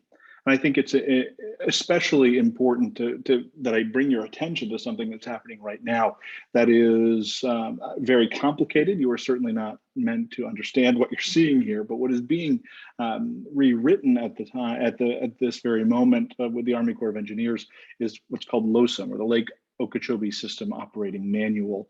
This is a decadal process that will, in fact, last for the next 10 years. So what comes out of this is the determination of the frequency and quantity of the water that is leaving Lake Okeechobee into the St. Lucie, Caloosahatchee, and south. We, of course, are most concerned about the Caloosahatchee, as you can imagine, being as though we are in the estuary effectively. And don't forget that this is about quantity of water. The state of Florida is largely responsible for the quality of the water. However, what we receive will drastically increase or decrease the nutrients, depending on the outcomes. Of course, we're hoping to decrease the nutrients so that we don't have to deal with the algal blooms that you've heard of from the other speakers. But what's really important here to note for us is that Lake Okeechobee is huge. It's roughly half the size of the state of Rhode Island, okay? But double the size of Lake Okeechobee is the Caloosahatchee watershed. That means that everything that comes off the land into the river, about half of it is coming from the watershed, which is really, really problematic because that's much harder to pinpoint than Lake Okeechobee. So what I really want to just draw our attention to briefly here, because this is, I think, really particularly the case in Southwest Florida, and it is certainly acutely the case that the green to blue connection is really, really marked here. That what happens on the land affects our shared Gulf in a way that happens certainly across the globe. However, in our case, it is incredibly obvious. So much so that if you look here, what happens in Lee County? We have lost 20 square miles in the period of 2006 to 2016 of natural wetlands. Some artificial wetlands have been replaced. However, still 20 square miles. What do wetlands do? They're sponges, they're filters. They're incredibly important to our Gulf of Mexico. So if we cannot protect the land, we cannot protect our Gulf. And here's the good news, though, because I do want to draw some attention to that. The state of Florida actually has a somewhat historically robust system of protecting land. If you look at the map here on the left, you'll see that we have a lot of protected land. In fact, about 10 million acres, 1.5 million of that is the Everglades National Park, but 10 million acres of land protected. But what's even more exciting here is that the Florida Wildlife Corridor Act that was passed by the legislature and the governor recently has set aside recently 20,000 acres. The Florida cabinet has done 20,000 acres in permanent conservation. Most of our set aside lands in the state of Florida are wetlands. One estimate in the Tampa Bay Times is about 60% of our lands being set aside are wetlands. It's incredibly important for our water quality, and it's incredibly important for our Gulf of Mexico. And SCCF is doing our part. We, this last year, can say that we've put over 80 acres into permanent preservation, both on Sanibel, in Fort Myers, and Cape Coral, most of it mangrove swamp and wetlands. So we are doing our part, as I know you all are as well. And last, because I think it's always the most hopeful thing to end on, there are a few things in my mind as hopeful as sea turtle nests, because it is a new start and an annual process that brings so many people on our islands together. But we had a total of 904 loggerhead nests. That is not a record, it's very close to a record on Sanibel-Captiva. We have incredibly fecund beaches for turtles and 29 green turtle nests. That means that we've had, and there are 3 nests still left to go, 46,726 hatchlings have left our beaches. And I can say that our incredible biologists have been so good to tending to their needs and making sure that these creatures have the best chance at survival. And it certainly is, despite all that's going on, despite the algal blooms, and despite all of the pressures on our natural resources, this is a hopeful moment where these small sea turtles swim back to the sea to hopefully become adults and return one day. And lastly, I just want to thank you all on this call. I want to thank my fellow panelists for all that you do for our natural world, because it really does take all of us to celebrate hope and to focus on hope. And with that, I will end and turn it over to the real reason you've tuned in, not me. All right, thanks so much. Thank you, Dr. Orgera. And it is not me either, because we are really in for a treat next, everybody. So I have the absolute honor of introducing a woman whose work and passion to save this blue planet are unparalleled, and her accomplishments the pride of the Tampa Bay area. Dr. Sylvia Earle has spent much of her life discovering species, inventing new technologies to go deeper and see more of our blue planet, protecting precious ecosystems, and essentially changing the world. Her accomplishments and awards are well-deserved and numerous, from her work with marine plants to scuba equipment and submarines, her books, papers, her films, TED Talks, discoveries, her work with National Geographic, her accomplishments as chief scientist of the NOAA, and her work around the globe, from the Bahamas to China to the Galapagos. Dr. Sylvia Earle has made many of our efforts that we've discussed today possible. Dr. Earle's Mission Blue is uniting a global coalition to inspire an upwelling of public awareness, access, and support for a worldwide network of marine protected areas, Hope Spots. Under Dr. Earle's leadership, the Mission Blue team implements communication campaigns that elevate Hope Spots to the world stage through documentaries, social media, traditional media, and innovative tools. Mission Blue also embarks on regular oceanic expeditions that shed light on these vital ecosystems and build support for their protection. Currently, the Mission Blue Alliance includes more than 200 respected ocean conservation groups and like-minded organizations, from large multinational companies to individual scientific teams doing important research. Additionally, Mission Blue supports the work of conservation NGOs that share the mission of building public support for ocean protection.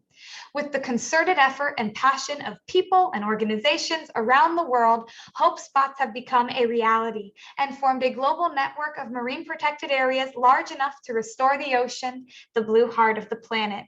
Now, we all get the privilege of soaking up some of the knowledge and hope from her deepness, Dr. Sylvia Earle.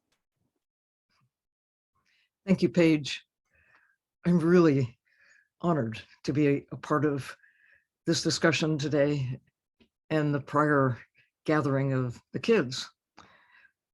I think if I have any qualifications to participate in this meeting, it may be that I began as a child, first in New Jersey, but when 12 years old, my parents moved to Florida.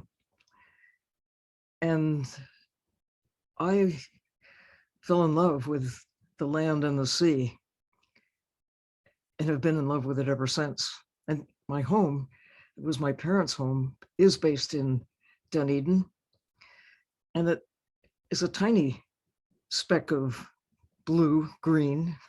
It's a little lake surrounded by mostly natural vegetation, about 5 acres, a tiny patch as compared to the Gladys Douglas property, or to this wildlife corridor that has recently been really embraced officially by the state of Florida, setting an example that I hope other states really adopt, to take that vision that Carlton Ward and many of his colleagues have brought into fruition, so that there's a safe passage down the length of the state of Florida.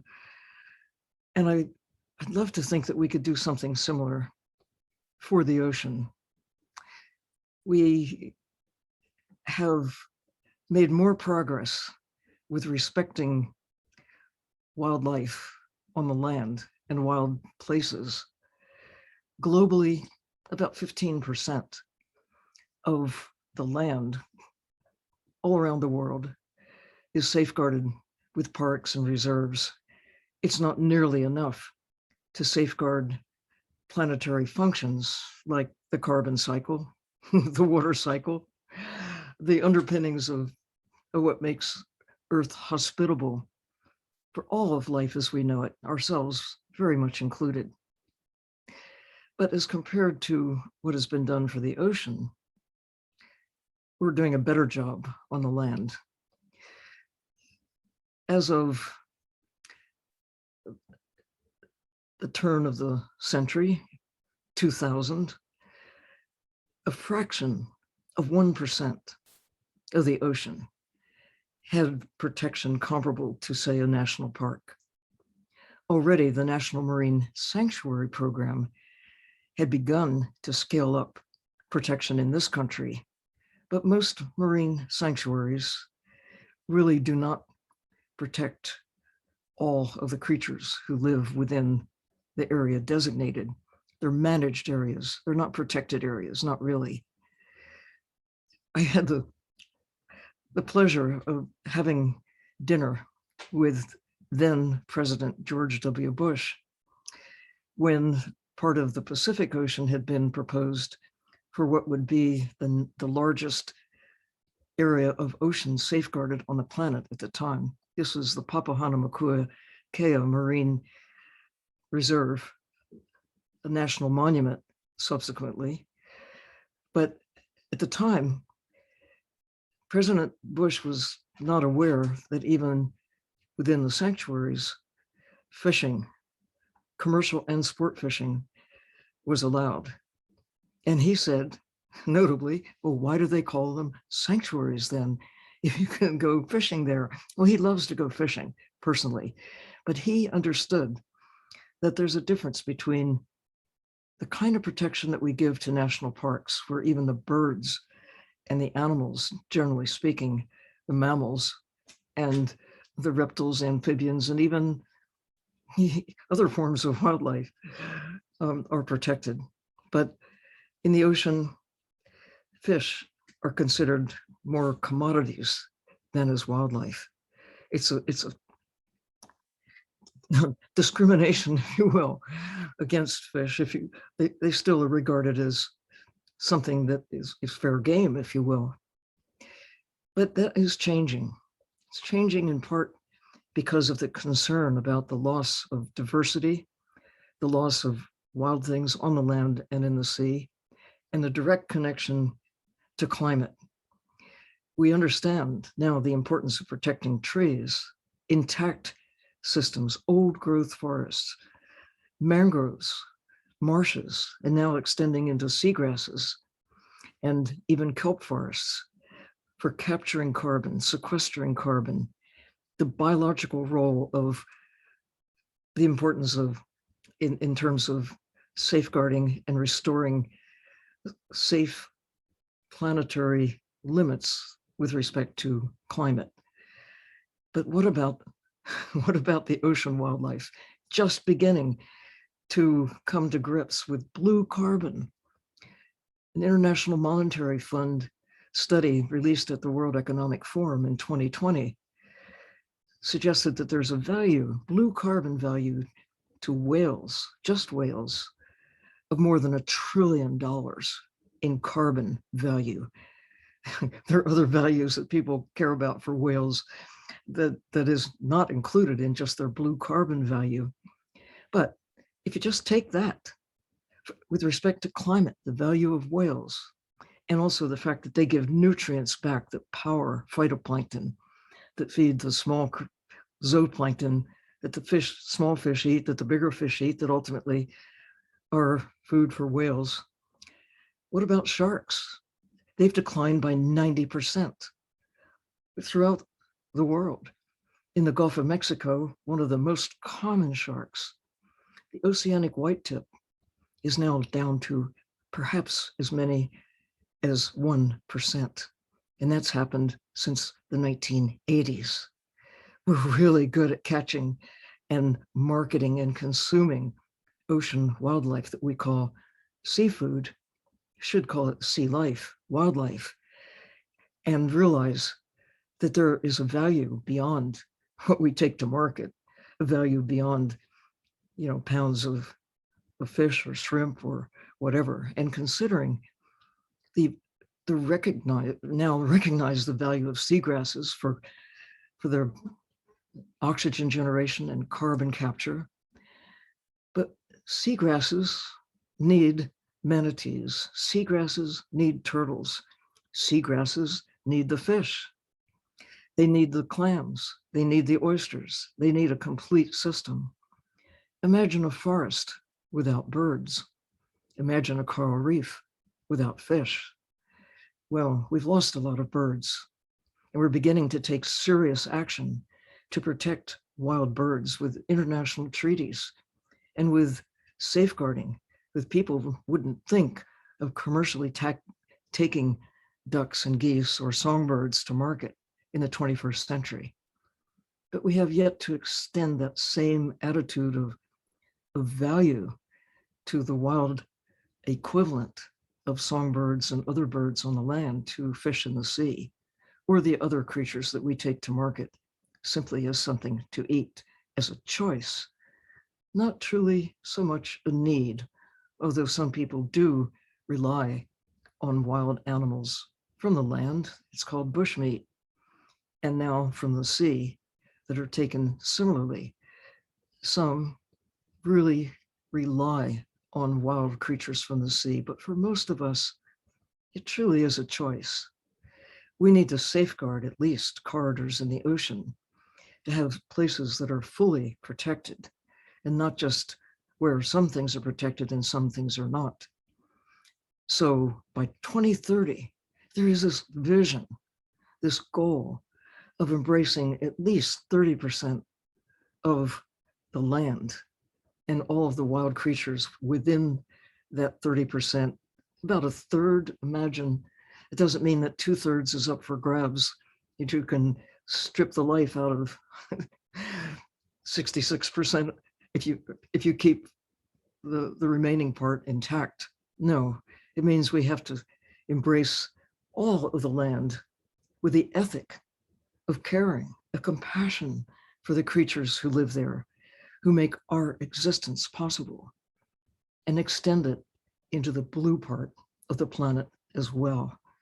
Imagine safeguarding at least a third of the Gulf of Mexico, of all of the ocean, where even the fish and the stone crabs and the lobsters and the shrimp and all of the creatures who live there, to make complete systems that have this connection that has taken 4.5 billion years to lace together, with systems that make our existence possible. It's taken us, and I'm a witness, more than 4.5 decades, but not very much time, to really destabilize, to cut great swaths through these tightly connected systems, clear-cutting forests, clear-cutting the ocean, and making life increasingly hazardous, risky for us.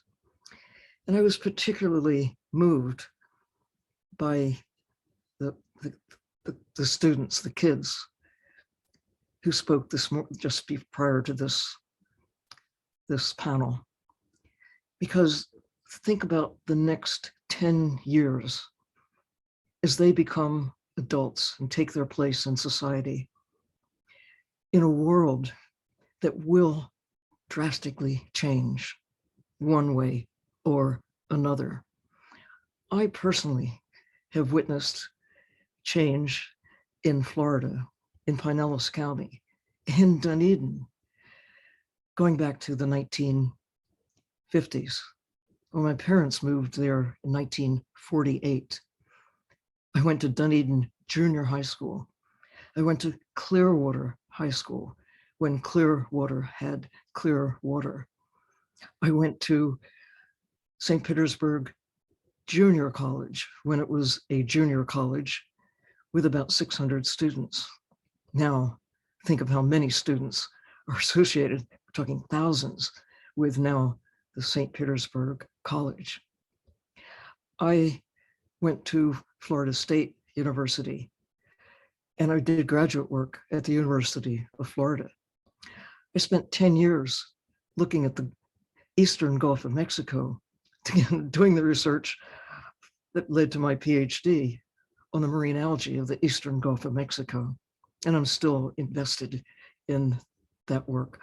I was one of the original trustees of the Florida Aquarium, and I was in at the beginning of the Moat Marine Laboratory when it was the Cape Hayes Marine Laboratory.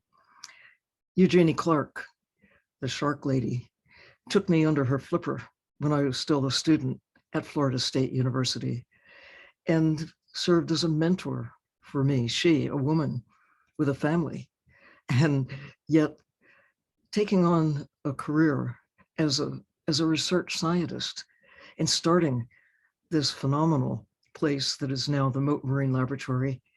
And I've been honored to be on their board of trustees now as an emeritus trustee, and to watch again the birth of a little aquarium and now a major aquarium and research facility with a tremendous public impact, a voice for the ocean.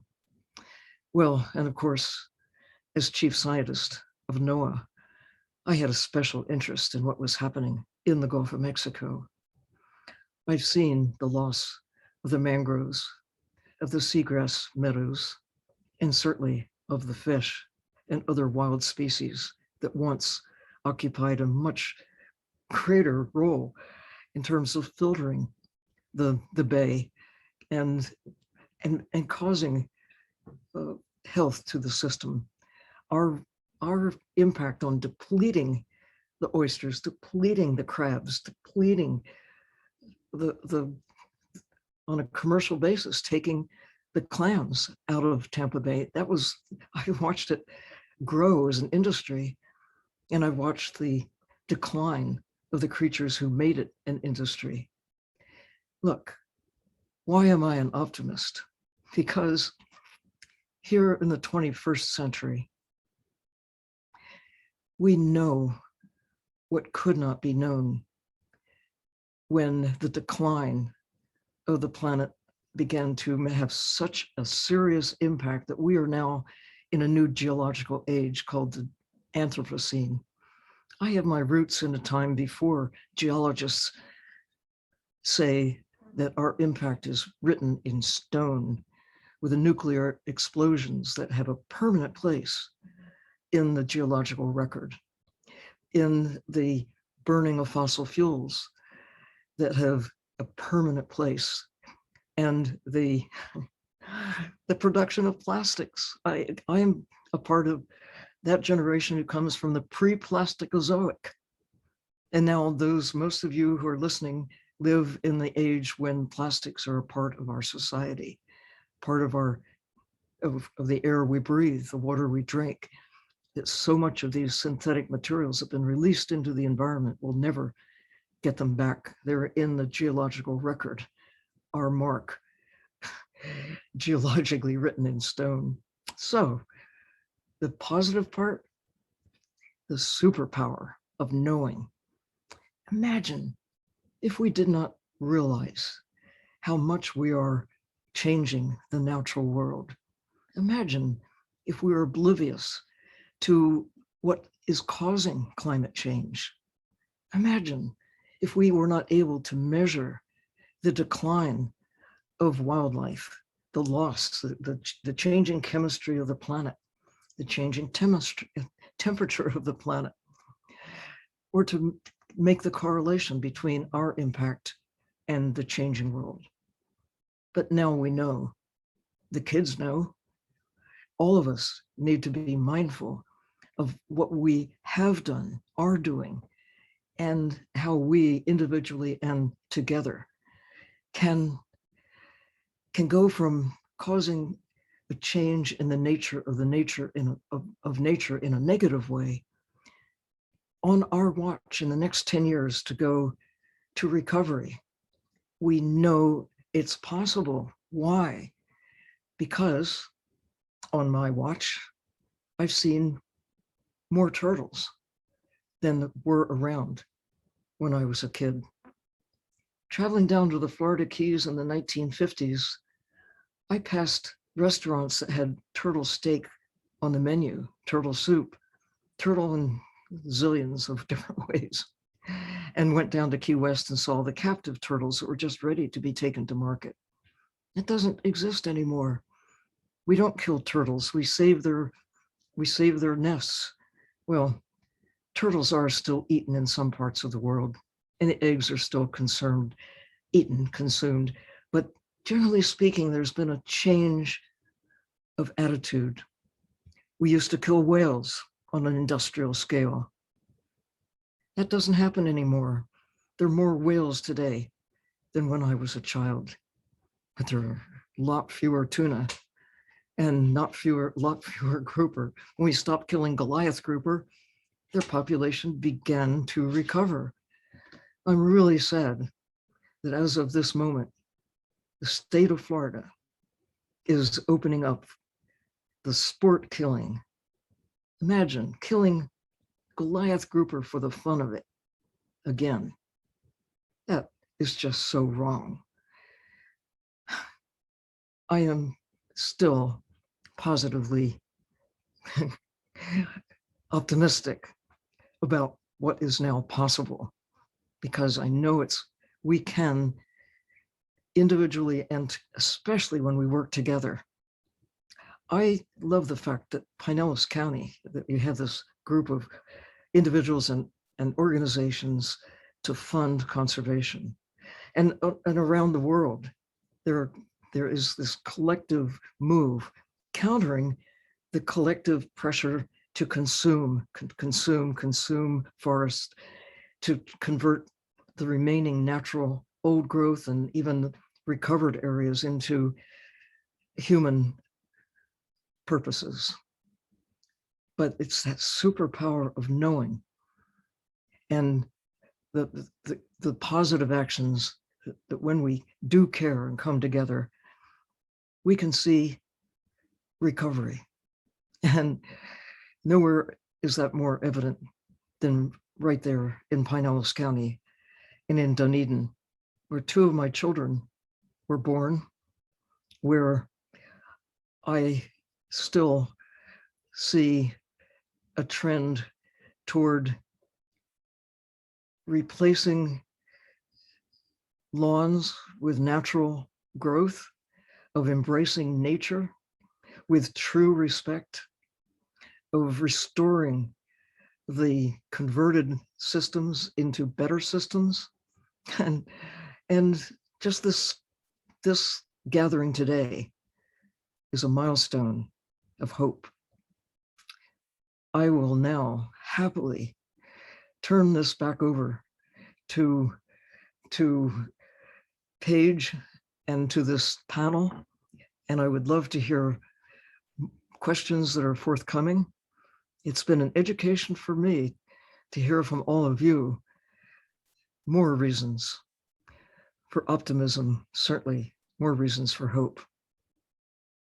Thank you so much, Dr. Earle. I always love hearing you speak with such passion. I think it definitely inspires a lot of what we do.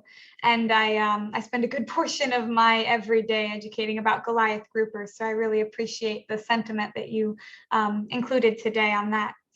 Now we are going to transition into a question and answer session with all of the panelists. So panelists, you are welcome to turn on your cameras at this time and unmute when you would like to contribute to a question. I know we are probably going to go just a few minutes over time, so if anyone needs to leave, of course, that's fine, but I would love for everyone to stick around if possible.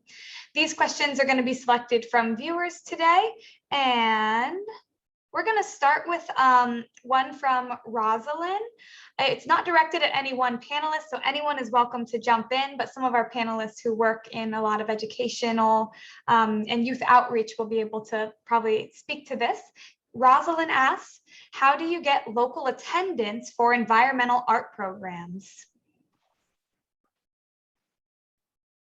I'm happy to start. Sanibel is a bit of a special case, and when we advertise something, many people turn up. And I realize that's not exactly always the case when it comes to conservation, but for us, it's about leading folks to love the ocean or nature in general. So if you can be compelling and pull at a heartstring and infuse emotion, I think what happens so often in our line of work is that emotion is left out of scientific debate, and I think that is to our detriment. So in my experience, the more you can connect people more fibrously than just with science and fact, the more success you'll have. I'm personally really excited to see, call it what you will, STEM, STEAM, where you get the arts included with the science and math and technology. You know, art is a way, it's a language. Music, art, poetry, science, it's all together. And how to get increased engagement, just spread the word more widely. Find new ways to get people awakened to the existence of these art festivals that connect with environment. I don't know a better answer, but so often people don't know. And so they don't get involved because they're not aware of it. So the more any of us can do to spread out and they alert the public to the importance not only of attending, but of supporting these efforts at all levels. That's a big part of it. That you hit on it right there, Dr. Earle, the whole invitation. People want to increase their participation, get more numbers to their site, get more people involved, but they won't come if you don't make the invitation and welcome them in. And right. It's really up to us. It's up to us to reach out. It's up to us to offer those resources.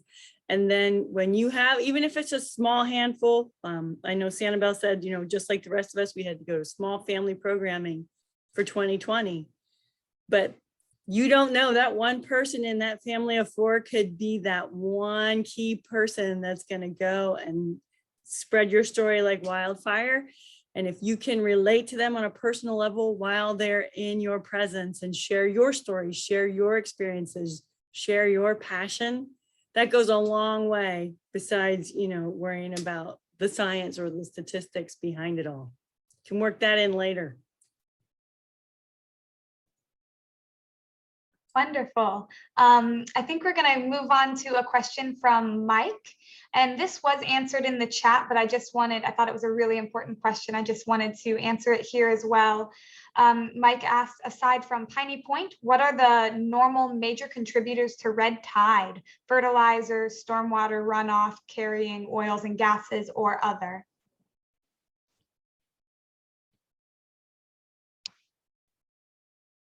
Yeah, I'll jump in. Oh yeah, go for it. Is that Tracy? You want to start? Go ahead, and I'll follow. Oh no, I was just going to repeat your answer. Your answer that you put in the chat was absolutely perfect. Just all of the above. There is biogenic contributions to nutrients to our coastlines, but most of it is stormwater runoff. I mean, we have groundwater contributions as well. So fertilizer, anything that you put on your lawn, urbanization in general, where we're taking water that used to percolate into the ground and be treated biologically, physically, and chemically. And now we're putting concrete on the ground so that water is running off, taking everything along with it into our coastal waters. So yeah, I mean, what you put in the chat was perfect. So take it from here. I think we should also observe that the natural filtering systems in the Gulf of Mexico have been greatly compromised. The oysters that once were so abundant, and I'm pleased to see oyster restoration coming back, not just so you can eat more oysters, but so oysters can do what oysters do so well, and clams. and blue crabs, and a lot of little guys that most people don't even have names for, don't even know they're out there. But in the plankton, in the zooplankton, corals, of course, are filter feeders. And so not filter feeders, they consume, not all of them, consume the organisms from the plankton, but most of them get some of their nutrients. It's a whole system that has been diminished. And so on one hand, we're favoring the circumstances that cause the disproportionate growth of individual species like the red tide organisms, but we're also wrecking the natural nutrient cycle. That's so true. And the most acute example of that is what's happening in the Indian River Lagoon with the mass manatee fatality event. You know, we have the same kind of nutrients coming in, but now we don't have those benthic organisms, the seagrass, to uptake that nutrients. So it's basically just feeding algae blooms. And there's been a complete regime change over 10 years that have resulted in the catastrophe that exists today.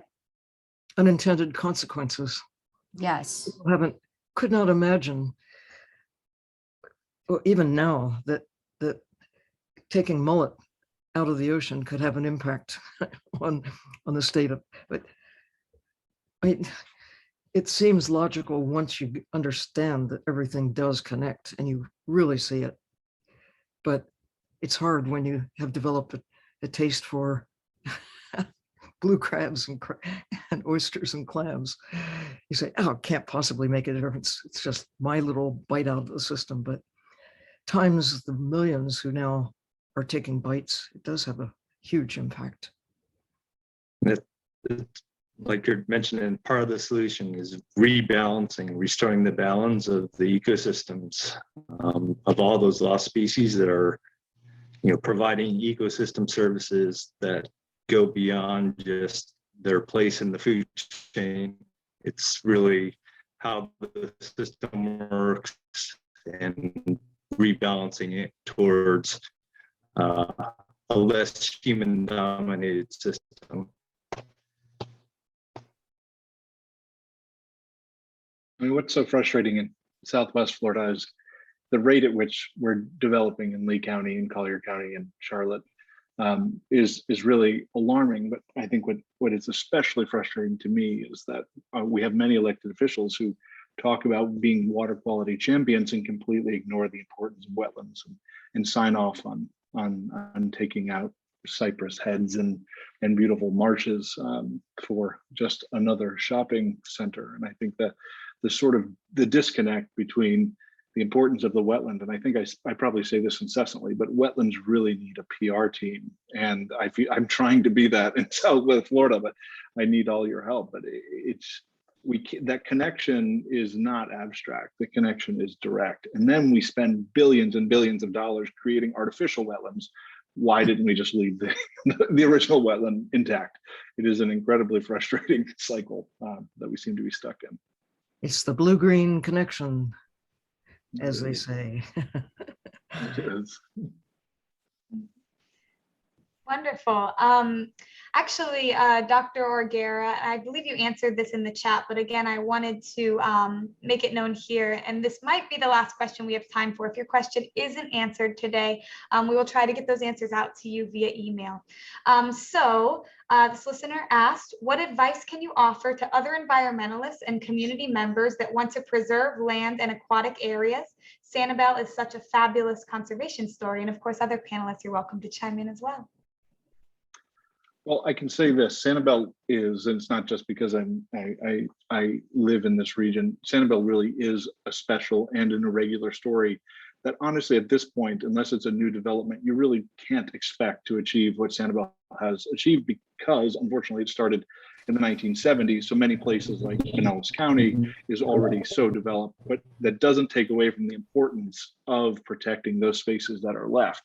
I think at this point it is protect everything we can get our hands on. And that is to the dismay of many elected officials, it seems, in our region. However, what you can do is this, and what I think will increasingly be a salient argument, is use climate change, use flood mitigation as ways to achieve what we want to. You're not going to, I feel lucky that I grew up and for whatever reason, inherently have a great deal of empathy for nature.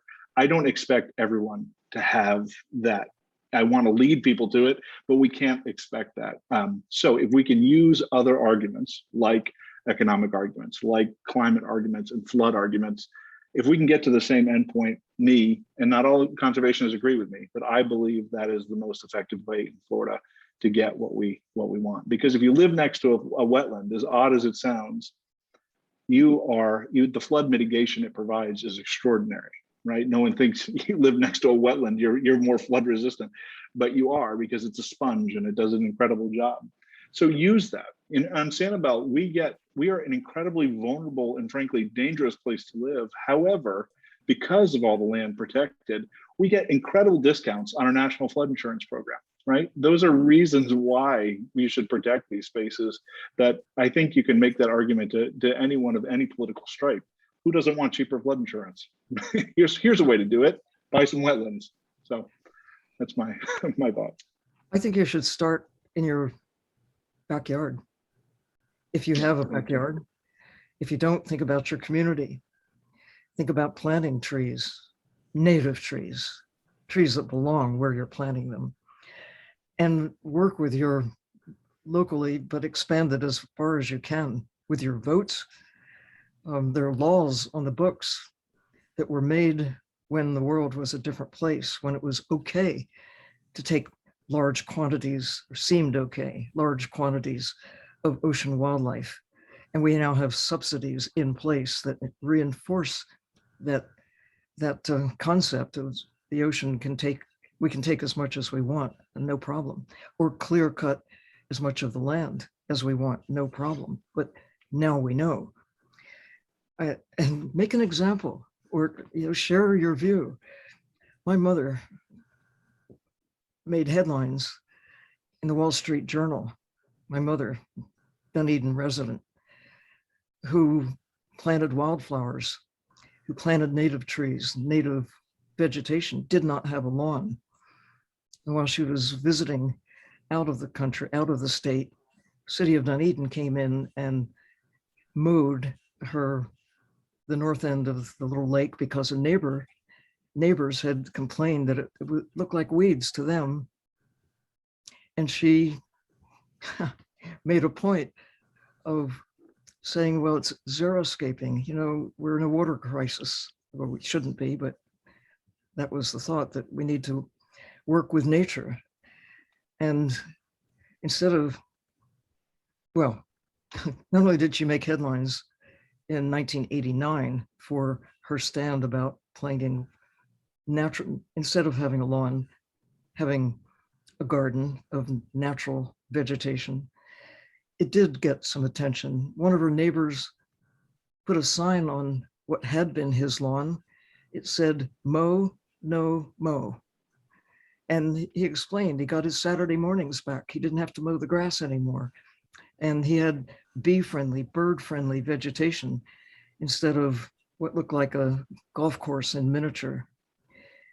So it's an idea that's contagious. There are a lot of people converting their lawns into natural vegetation, and the bees are really happy, and so are the birds, and so is the carbon cycle. So is a contribution that can be made on an individual basis. And the city of Dunedin is converting laws that once favored having a lawn into something that is more nature friendly.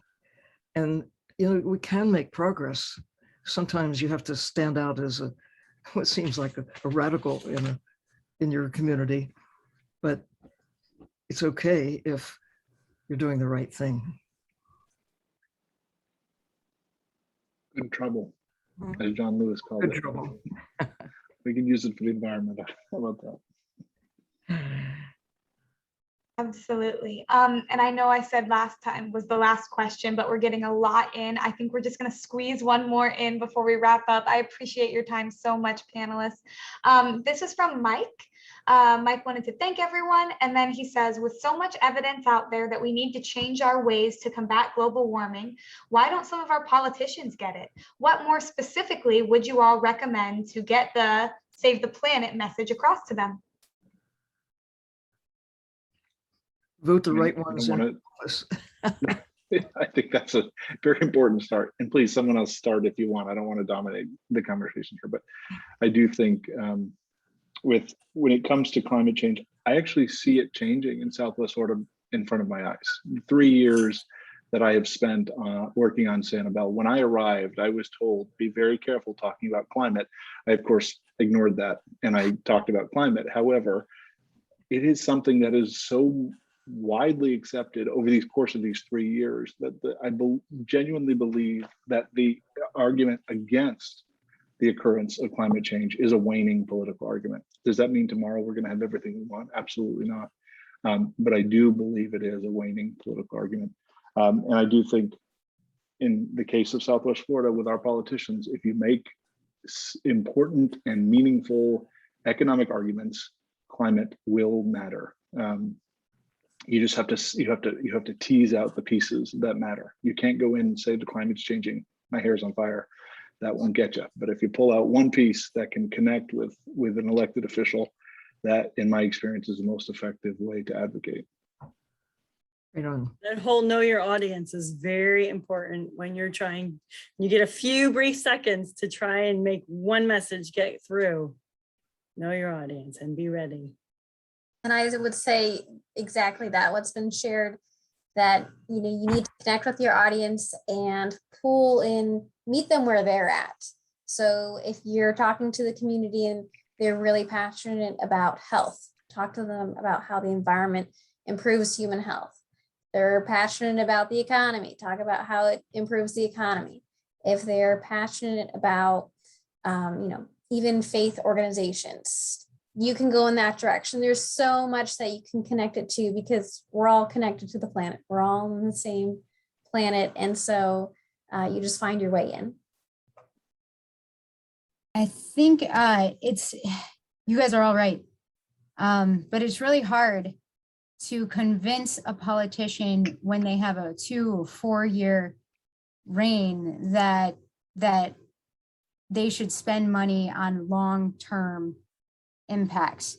That's really where it gets tough. They're in there for 4 years. They're judged on the economics at the end of that 4 years. So how do we convince them to care about the economics far past their presidency, their stage in the Senate or wherever they are? How do we get them to care? And it's one thing to get them to voice that in the campaigning phase, but it's another thing to actually get funding put into those long-term goals. That's why I'm so happy with right now, all of the focus on our oceans right now and climate change and protecting our coastlines.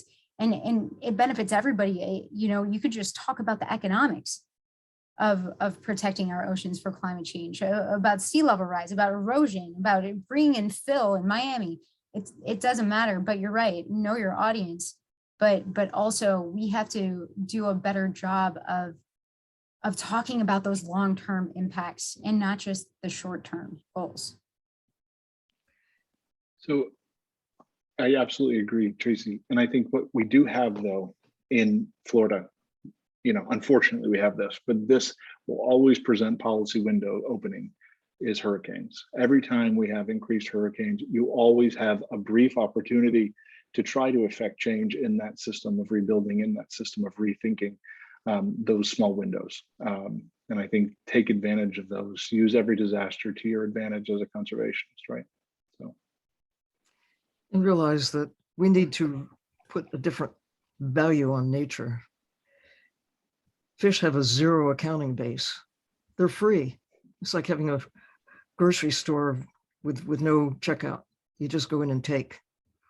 And that applies to the commercial fisherman every bit as much as it does to somebody who just wants to go catch a fish for dinner.